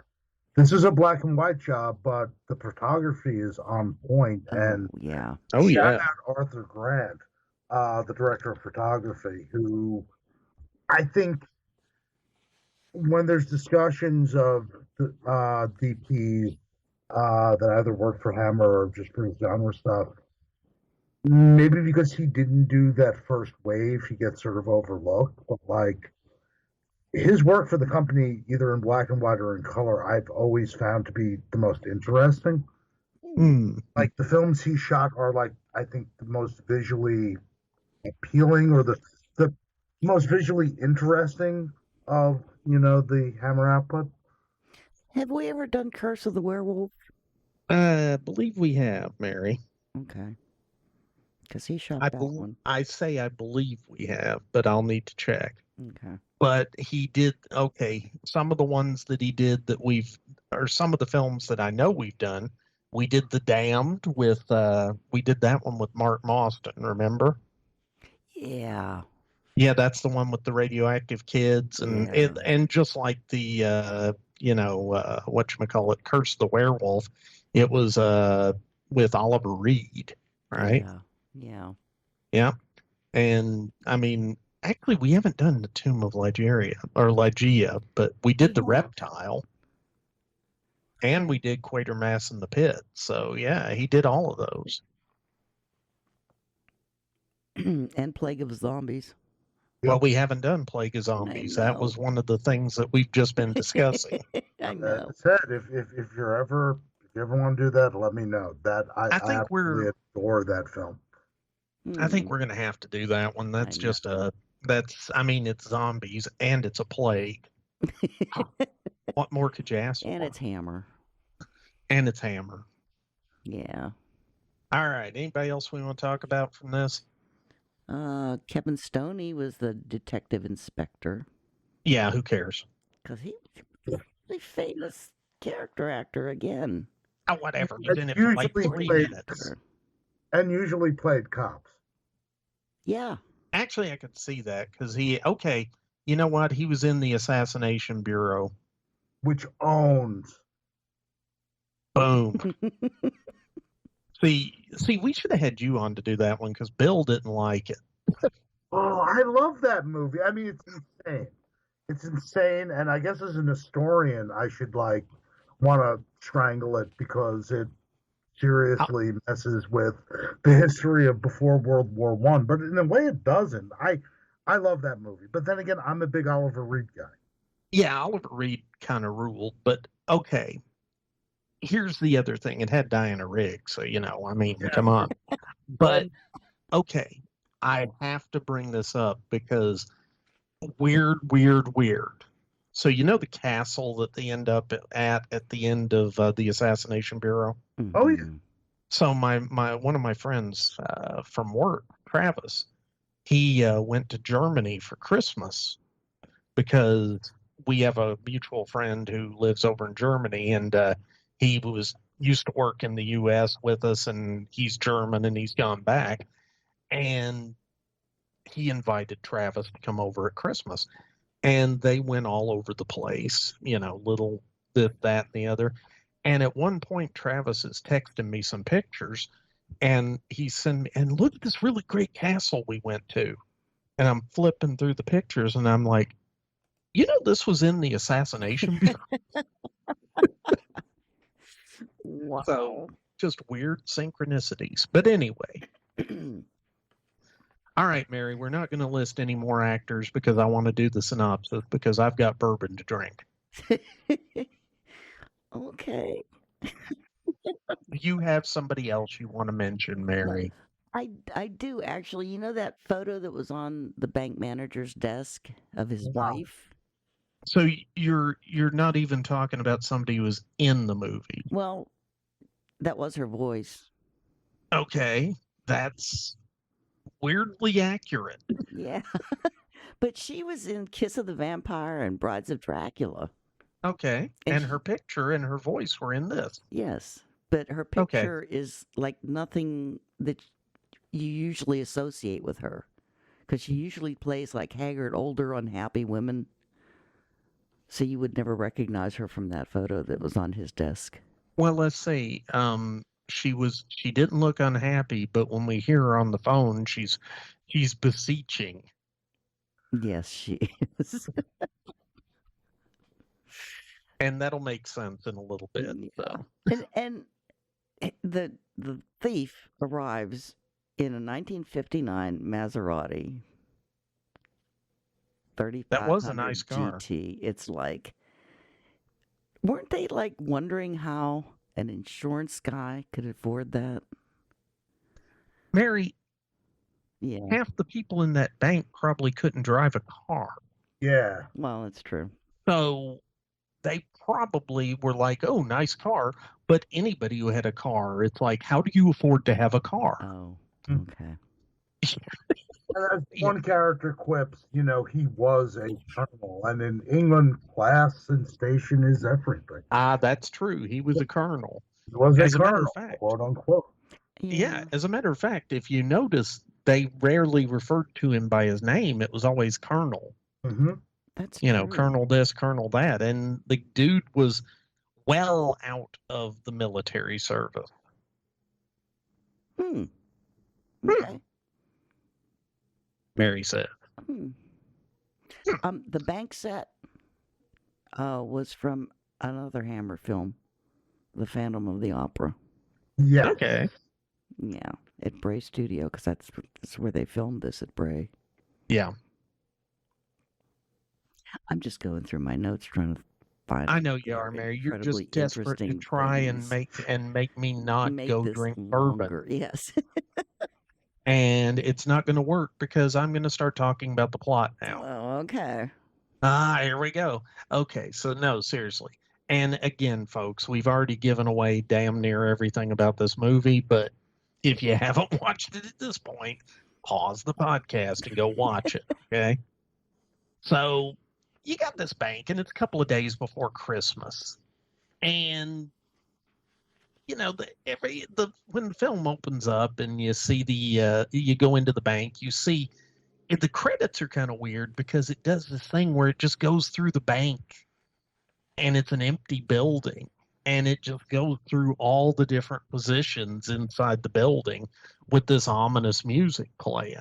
And I'm like, oh, what's going to happen here? Is a ghost going to jump out? Because I had not seen the movie and I did not read much about it, but I'd heard that it was described as sort of a Christmas Carol type thing. And so I was like, what is there? Is there a ghost in the bank? And no, there's no ghost in the bank, ladies and gentlemen, except the ghost of, Peter Cushing playing kind of a guy with a stick up his bum. He definitely does. And that's the thing, everybody, we're introduced to all the tellers in the bank. And, you've got this guy Pearson, who is kind of the second in command at the bank. And, Fordyce, that's Peter Cushing's character. He is the bank manager. He is the branch manager. And but he you don't comes see across him at first. Do what? You don't see him at first. No, you don't see him at first, which I think's funny. He's all about being proper, being very efficient, being this, being that, very by the book. He'd make a great accountant. Yes. I can totally see how he ended up in that position. But this guy, he's very much by the book, but at the same time, he is the last one to get there. Yes. Because we have this scene where all the tellers are getting together and they're talking, and one of them's flirting with some of the girls, and it's very cute, and they're collecting money, £2 each, for the office party. So please take note that the office party was being paid for by the staff members, not by the office, not by the bank. This was totally their thing they were paying for. Okay. So anyway, they're all very friendly, obviously get along with each other, very good attitude. And then Peter Cushing steps up. And literally he's looking at the outside of the bank, and there's a brass plaque by the door that says the name of the bank. And he takes a moment and starts wiping a smudge off of it. Mm-hmm. And that little bit tells you so much about his character, because it's snowing. It's 2 days before Christmas. There's a Santa out there. And there's a Santa out there collecting money for the poor, I guess. And this guy is just standing there and he's cleaning up. Like, okay, fine. So he goes in, and immediately the conversation stops. He goes over to a pen, and he gets all up in Pearson's business because the fountain pen, the nub on it, is not sharp. And he's like, oh, well, and he actually says something like, a general does not inspect the buttons on every soldier's uniform. That's what he has subordinates for.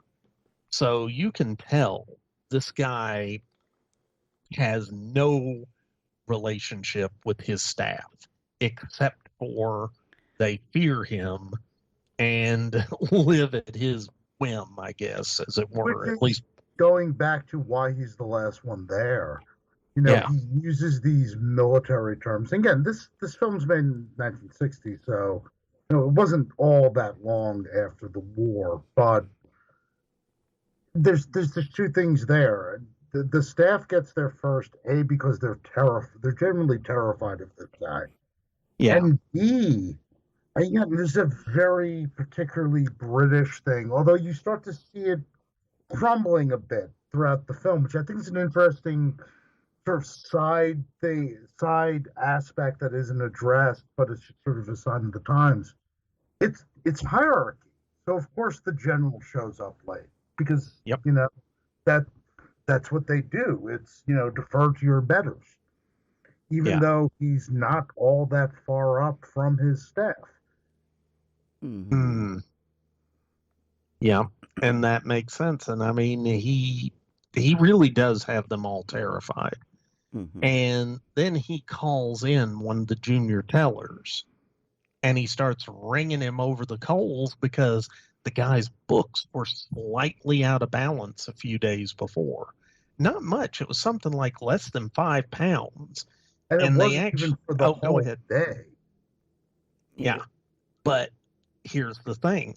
He is literally threatening to fire this guy over this, and he's saying you have no integrity. Oh, well, if we caught you with this, it's, you could be stealing.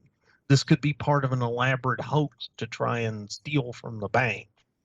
And we're talking a couple of pounds. And after he's done ringing this guy over the coals, he calls Pearson in, and Pearson is the direct subordinate, right? This is the second in command. If Fortas is the general, this guy is your colonel.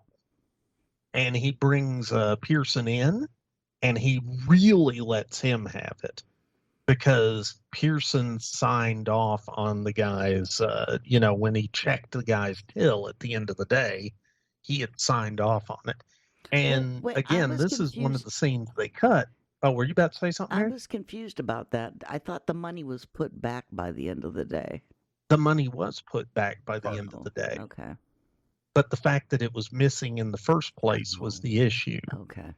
Okay. And his idea, and, Fordyce, Cushing's character just lays into him with this idea that you were caught because we realized this. How many times have you gotten away with 1 or 2 pounds here and 1 or 2 pounds there? And, that's petty crime if it was even happening. And I'm going to say 1961 bank, they're not exactly using, computer systems to track their funds. I love those adding machines. Is adding machines. Hell, I wouldn't have been surprised if they all didn't pull an abacus up and start flipping beads back and forth, By the way, there's a reference nobody under 40 is going to get, abacuses. But anyway, so the colonel is that wound up. And it's funny because Pearson, who points out that he's been with the bank for 11 years, right? This guy wants to move up. He wants to move on. He's, I guess, tired of dealing with Fordyce.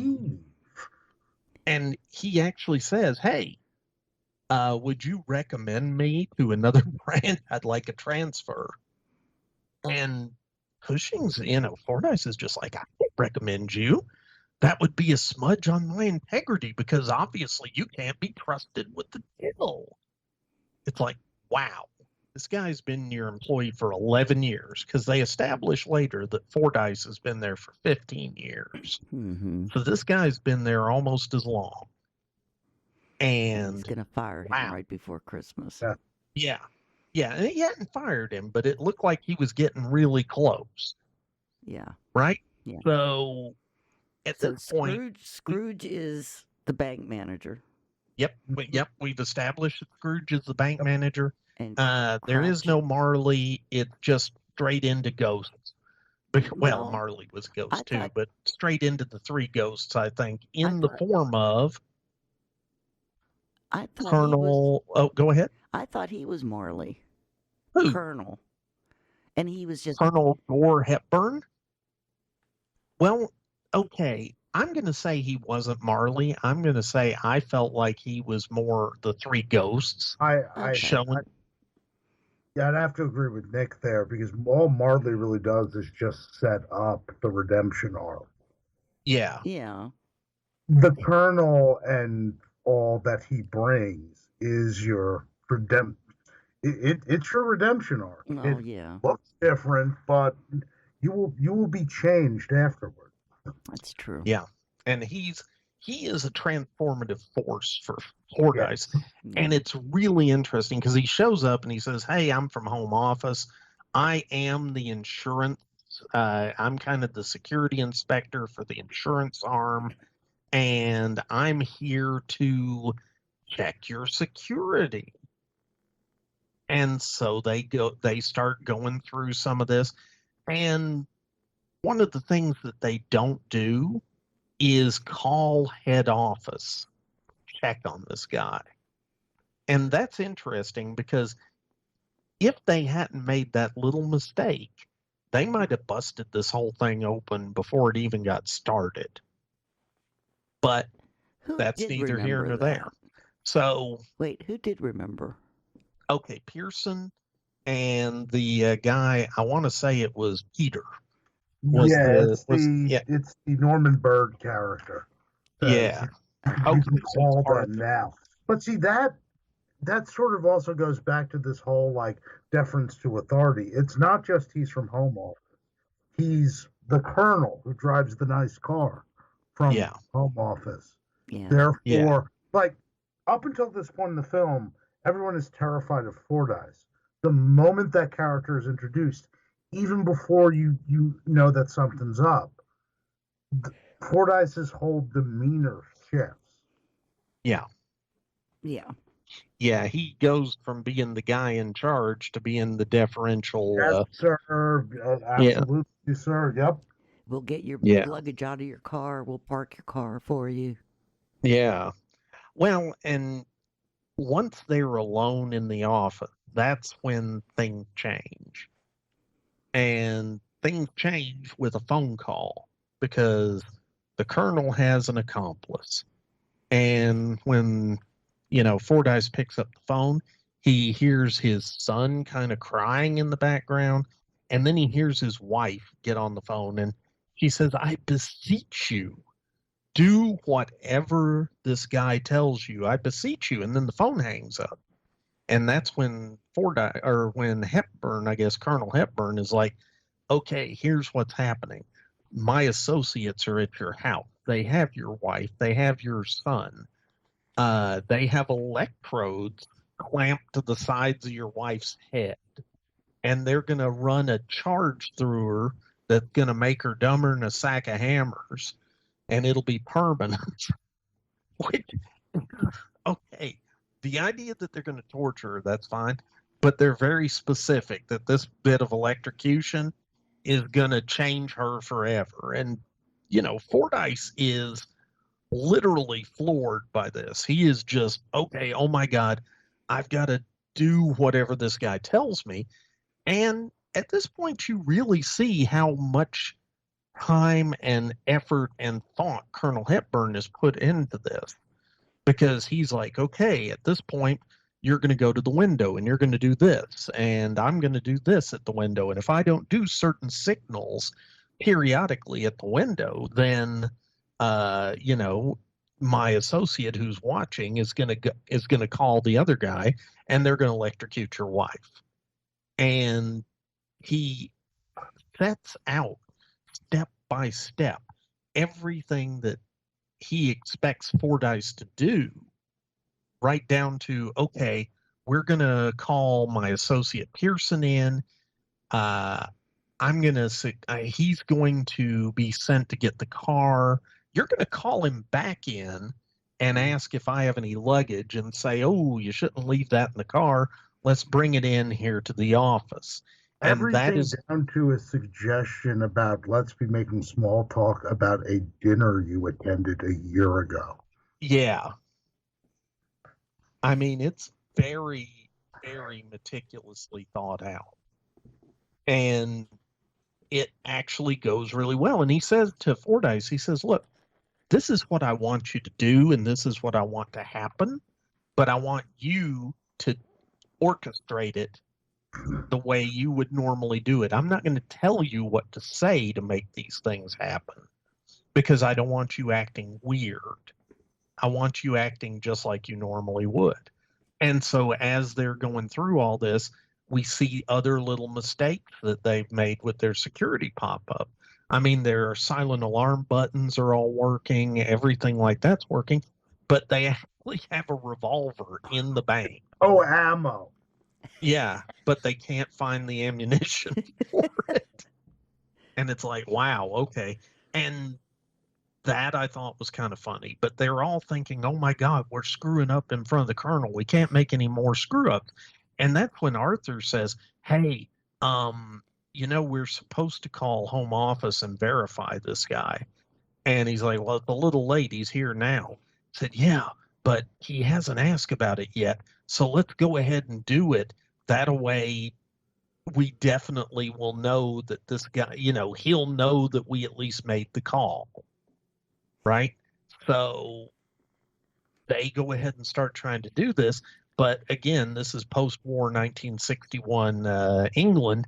Let's just say the phone system isn't that reliable, so they're not able to get through. Meanwhile, the colonel has laid out how they're going to take the bags down into the vault, how they're going to get Pearson to give up his key, because apparently the vault is similar to a nuclear silo in that you have two keys that two different people hold to open the vault up. And, when they get into the vault, I thought it was funny because, like I said, inside the vault, it's not that neat and well organized. I mean, there's lots of look like safe deposit boxes, but there's also a mop and bucket in there, and there's it looks like they're storing stuff in there in addition to the money. And there's like an electric eye, and so they have to disable that.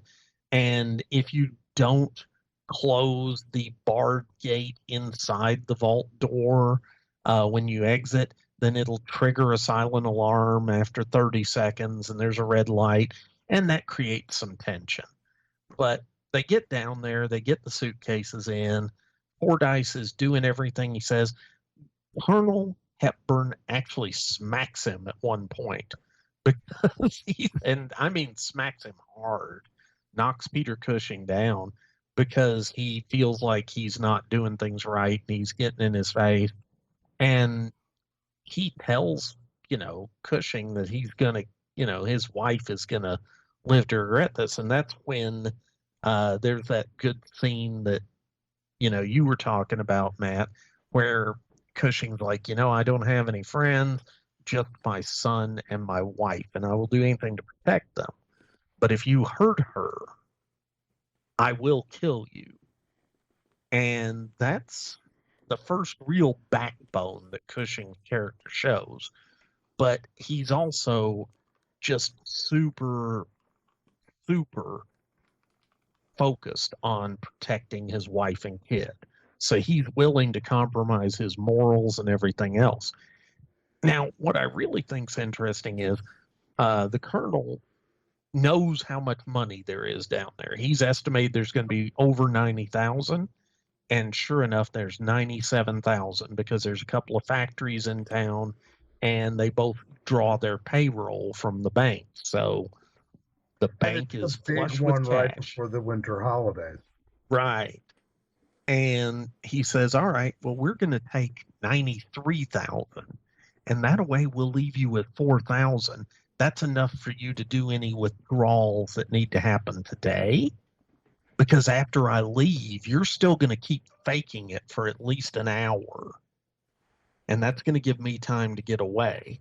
And, Cushing keeps telling him, you're not going to get away. And he's like, well, you better hope I do, because I'm taking your wife with me. And until I get to a certain point, she's going to be with us. And if something happens to me, she's toast. And he's terrified for this. And, while all this is going on, the bank guys finally manage to get through to home office. And they end up calling the cops just after the colonel leaves. And Fordyce is like, oh my God, we've got to stop him. And he explains to the bank folks what's going on. And they're all shocked that he's, apparently going along with this robbery. And then they find out that his wife's involved, and all of a sudden they're all willing to cover for him. And that's an interesting and a nice turn. The bank staff goes out of their way to try and convince the police that it was a mistake when they called them, because they know that Fordyce's family is in jeopardy, and they're trying to help him and protect his family. And that is your real Jacob Marley learn from the ghost type moment, right? Don't be me. Don't end up in the chains. Well, this is where he's learned. There's so many little steps there, and I think some of the more interesting scenes in the film is the interplay between Cushing and Morrell. Yeah. As all this is going on, because they're essentially making small talk in between intervals of this, very detailed and mapped out plan. And where I think it's so interesting is both of these characters share a lot in common. They are detail oriented almost into a sick way. Right down to how much money is at this bank at a given time. How is this going to be? They both keep looking at their watches. I don't know if you noticed that. Yep. Throughout the course of this, but through this small talk, and this is, by the way, why Cushing gets smacked up. It's not even he gets into his face. It's because the Colonel Hepburn character forces him to donate a $5 to the holiday. Right. Yeah. And Cushing's like, why would I do that? And he's like, you come here, take off your glasses. Smack. Yeah. This is where I think there's this weird kind of, and again, this is in Dickens too. Cushing, I genuinely think he does care about his wife and kid when he says that's the only thing that I care about. They're my only friends. But the Fordyce at work is like the definition of company man. And he works with people, but he does not see people. And there's that one line where Andre Morell's like, and this is the difference, and it's weird. It's the crook, it's the hood, who's the more human of the two. They're very similar, but it's like, yeah, I work with people, but I get to know all of my employees. You can too. Just speak to them. Yeah. No, that's true. And it's interesting. And what's really funny, when they're down in the bank vault and they're loading all of the money into the suitcases, and this guy has picked the suitcases because they will each hold the correct amount of money in these neat little bundles. And he's still leaving like 4,000 pounds in the bank, but he actually pulls out a wad, like a wrapped bundle of 5-pound notes worth 500 pounds. And he sort of waves it at Peter Cushing and says, hey, you want this? A little something for your trouble? And Cushing's like, no. I mean, he totally refuses it. He's keeping his honor or whatever. When he turns his back, Morales slipped that into his coat pocket, into his jacket pocket. And when he does it, that is Chekhov's gun. It's like, that's going to come back later and it's going to be bad for him. Yep. And sure enough, when the police show up, they actually pinch, Colonel Hepburn, who has apparently done this kind of scam before, except he was an admiral or something the last time. And, the police detective that catches him, they're trying to get Peter Cushing to admit what's going on. And Cushing he's trying to tell them, and he's like, oh no. And they just don't believe him. And then they call his wife, and it turns out that his wife is absolutely fine. And I'm like, what's going on? This is the point when I thought Mary might have been right and the wife was in on it or something. But, and then, Peter Cushing's reaching into his pocket to get a key or something, and get his out handkerchief. falls that 500 pounds. And at this point, he is literally toast. And that's when Hepburn, the Colonel Morrell, he actually goes, okay. Reality is we recorded your wife's voice over time and it's fake. And, he really wasn't involved. And the police were getting ready to throw Fordyce into jail with the Colonel as an accomplice, as an inside guy. And Colonel Hepburn admits that he actually had set it all up and was blackmailing Fordyce into doing it, and he's innocent. And being a British thing, they spell it out that way there. They don't actually show him being exonerated, but it's implied that that's going to happen. Yeah. And he's got the whole, his bank staff looking at him, and he looks at them, and he's a changed man at that point. And he actually says, I'll be at the Christmas party this evening after I get done, giving my statement. And that's a huge deal. And credits roll. Yeah. I mean, the arc that Peter Cushing goes through. Yeah. And he's just such a great actor. I really think this is one of his best roles because, I mean, it's so claustrophobic, and so you could just watch him decline. Yeah. And start sweating and start shaking, and it's amazing. And in the end, it's like he's going to join the Christmas party. So he's changed. It's like, wow. Yeah, there you go. Peter Cushing and Andre Morel really worked so well together. Yeah, I think without those two, this just becomes another run-of-the-mill black, white British crime quickie. Yeah. Their performances raised this to a completely different level. Yeah. And the editing. I really think the editing had a lot to do with it because it kept moving. And I'm about halfway through that movie, you're like on the edge of your seat. You're like, what's going to happen next? It drives you crazy. And I really think the editing, the pace of the movie was excellent. And of course, the cinematography. Yeah. Well, I mean, the film almost happens in real time. Yeah. So. Yeah. I mean, you're sweating right along with him. So, bottom line is, folks, go ahead and check out Cash on Demand. Yes. I think you'll enjoy it. Definitely. And Matt, thank you very much for bringing this film to our attention. You're very much welcome, guys. Definitely. Is there anything else you want to add, Matt, that we glossed over or missed? There's two things, because there's, like any film from a particular era, it's making commentary on what is going on.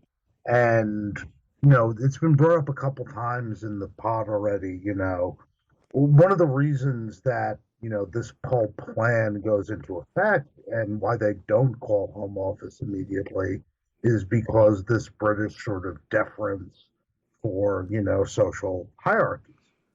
But this is also the early 1960s. And so these social hierarchies, in a weird way, are starting to break down, and they're starting to get subverted in weird ways.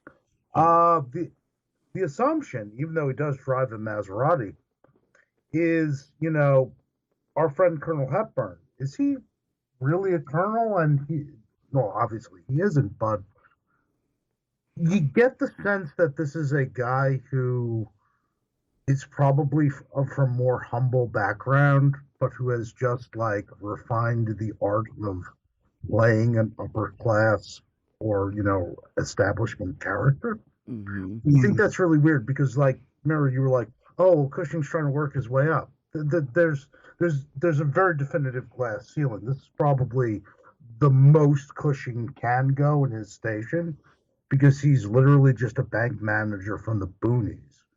He's not even a London guy. Here's this guy who's a criminal from London, probably of working class origin, who's like, your innate classism, I just played you. What? Yeah.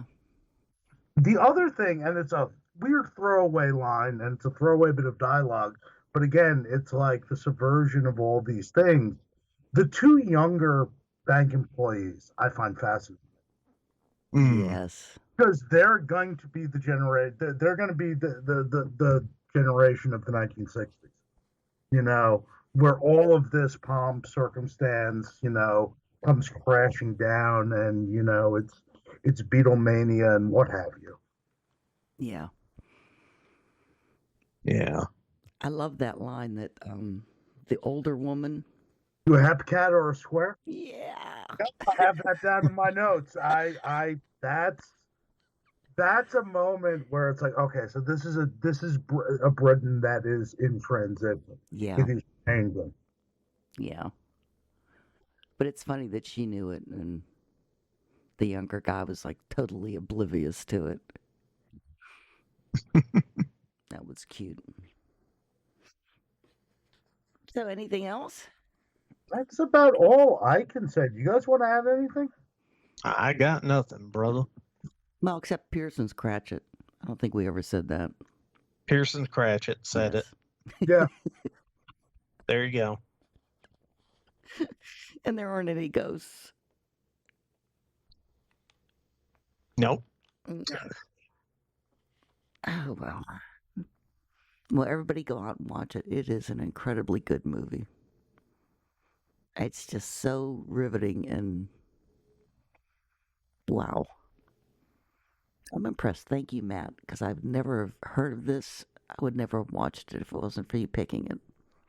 I like I said, this is one that sort of gets short-shafted, and whoever I can sort of speak about this film to, I make a point to, because it is underappreciated, and it's sad because I think it's one of the best things Hammer did in the early '60s, and I think it's one of the best things Clifton did. Period. Yeah, I do. Yeah, for sure. Okay. We done? All right, Mary. Okay. We'll get on to the feedback. There's not very much of it. It's very quick. People Well, let's have hit been busy for Christmas, I guess. But, okay, this is from Troy Date. He says, hope you're doing great. Been enjoying the podcast as always. Well, thank you, Troy. And this is from Nick Stump. He says, wishing you a merriest Christmas and fantastic New Year filled with joy, laughter, and exciting adventures. Speaking of joy, I couldn't wait to share my enthusiasm with you about the most recent episode of Beginning of the End podcast. It was an absolute delight. It was so thought-provoking and resonated with me on a personal level. I found myself nodding along and even had a few aha moments. I hope you have had a great year. I'm excited to see what the new year has in store for us. I hope you 2024 is great, and I hope you have healed up from your surgery. Still working on that one. Wishing you a holiday filled with warmth, love, and all the good things life has to offer. Best wishes to you all, as well as Nick and Juan. Cheers, and that's from Nick Stump. So thanks, you. Nick. Thank you. And of course, this is a Christmas movie that we're doing after Christmas, but whatever. Whatever. Okay, this next one is from Paul, the retired mailman.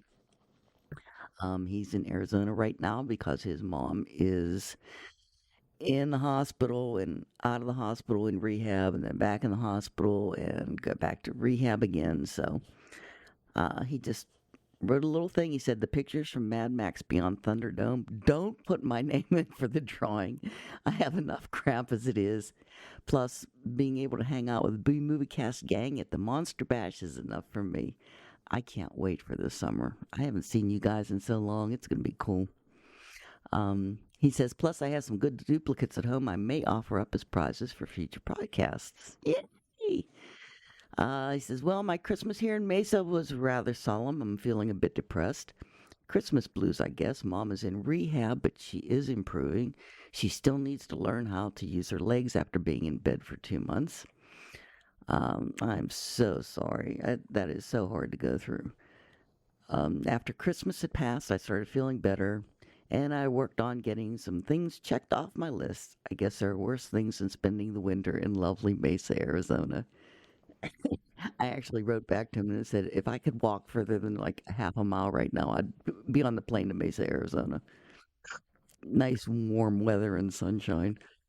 Is he up in Buffalo? Yeah, normally, but he's been spending a lot of time in Arizona because his mom's there and his sister's there. Anything's better than December. Yeah. Anything's better than Yeah. the snow belt in Buffalo right now. He says, I've got a pile of podcasts to listen to, and I'm currently listening to the Beginning of the End episode with Bill Mize. I'll be downloading Cash on Demand episode later today, and we'll check that one off soon. Well, he's going to have to wait for that download. What's the one we just downloaded? I'm not telling you, Mary. Okay, thank you. And we don't download them, Mary. We Well, upload them. Upload. Yeah. Okay. I'm hopeful that things will stabilize over the coming months and I will be back home in time for the July Monster Bash. I hope so. We miss you, Paul. Love and good wishes for the new year. Paul, a retired mailman, currently on assignment in Mesa, Arizona. So, Big up, Paul. Yeah, Paul. Really. This last one is from Patrick Kelly. He said, glad to hear from you, Mary. My computer guy texted me that he installed a new solid-state drive last night and that he will install Windows today. So it won't be long until I have a fully functioning desktop again. Yes, I also heard that SSDs rarely fail because I wrote him back and I said, I have 2 solid-state drives in my computer downstairs and they told me that they don't fail and that's why I bought them. He says, yeah, they rarely fail. However, this particular model has a known defect that could have been fixed with a firmware update. However, I never got the email that the computer company sent to me advising me of this dire situation. Ouch. I just got home from the gym and I'm getting ready to head out to the AMC to watch Adam Driver's Ferrari biopic. Any of you seen that one? Nope. But it sounds good. I've seen the preview. Oh, okay. He says Driver is absolutely unrecognizable to me in this role. Wow. I don't know if I know who Adam Driver is. You probably don't, Mary, but he's Kylo Ren in the last 3 Star Wars movies. Oh, okay. That explains. Or, as some people refer to him, Emo Vader. Okay. I loved your last podcast. I didn't think I'd seen Beyond Christmas before, but once I started watching, I realized that sometime in the recent past, I indeed had seen it. Once I gain access to my crashed movie log again, I'll be able to pinpoint exactly when I saw this film for the first time. Beyond Christmas, along with such classics as It's a Wonderful Life, Here Comes Mr. Jordan, and The Ghost and Mrs. Muir, fall into that melancholy subgenre that some call film blanc. I'd never heard that before. Film blanc is the opposite of the cynical dark genre of film noir, and it often features earthly mortals interacting wistfully with denizens of the afterlife. I did not know that was actually a genre. So thank you. Well, it is now. It said, take care, Mary. Sorry about COVID. Glad you're on the mend. And that's from Pat Kelly. All right. So thanks, you, Pat. And thanks for the prizes, bro. Seriously. And I hope your computer gets up and running soon because that's horrible being without one. I mean, smartphones are good, but having computer working is better, I think. All the apps are different. The apps are different on a home computer than they are on your cell phone. They aren't as good on the cell phones. Different devices, Mary. Yeah. And there's you interact with them differently. There's stuff that's just missing on the apps that I've noticed. Like my bank has a lot less things that you can do on the phone. Oh, yeah. A couple different things are like that.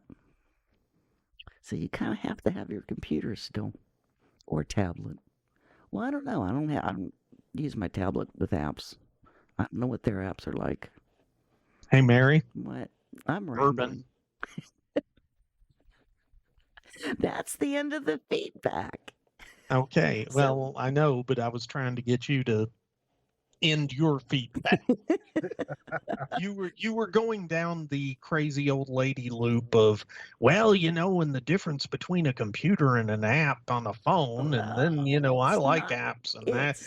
App is spelled APP, which is like Apple. Do you like apples, Matt? Truth.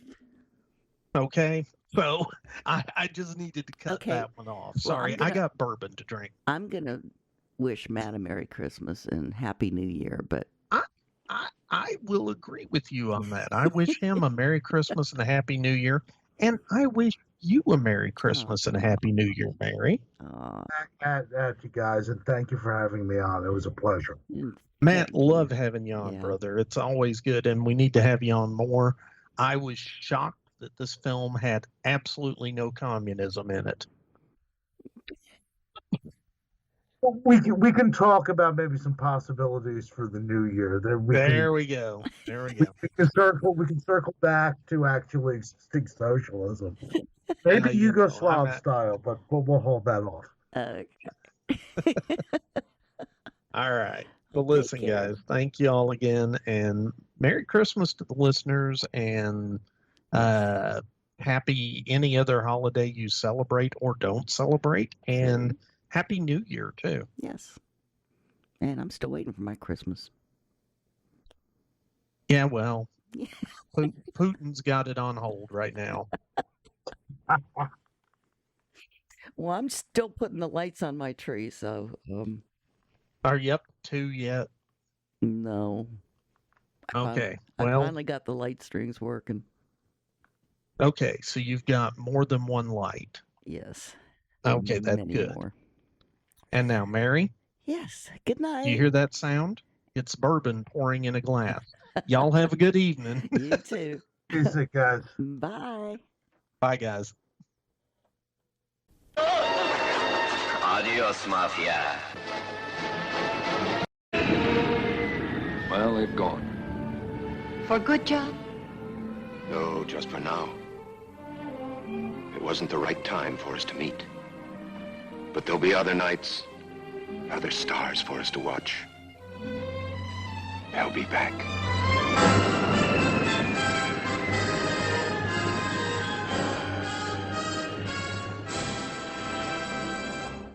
The ghosts are moving tonight, restless, hungry. All right, fellas, here's your story. Greetings, my friend. We are all interested in the future, for that is where you and I are going to spend the rest of our lives. And we cannot keep this a secret any longer. Wait, Captain. I have found evidence of intelligent beings on this planet. Look to the skies, it's the B-Movie Cookbook. Menus inspired by 15 of your favorite B-movies from the 1950s, with teenage werewolves, blobs, and enough cheese for everyone. When we return to our planet, the High Court may well sentence you to torture. But until then, we've got Ed Wood and Vincent Price. There'll be food and drink and ghosts, and perhaps even a few murders. You're all invited. So impress your friends with dinner and a movie with the B-Movie Cookbook. We've got you covered. Get your copy today at bmoviecookbook.com. That's bmoviecookbook.com. Let me see that book. I am interested to see what sways your mind so heavily. Sure thing, just visit bmoviecookbook.com. Anybody around here want some coffee?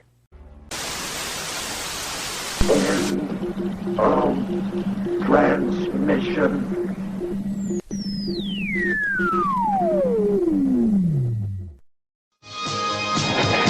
The good guys always win, even in the 80s.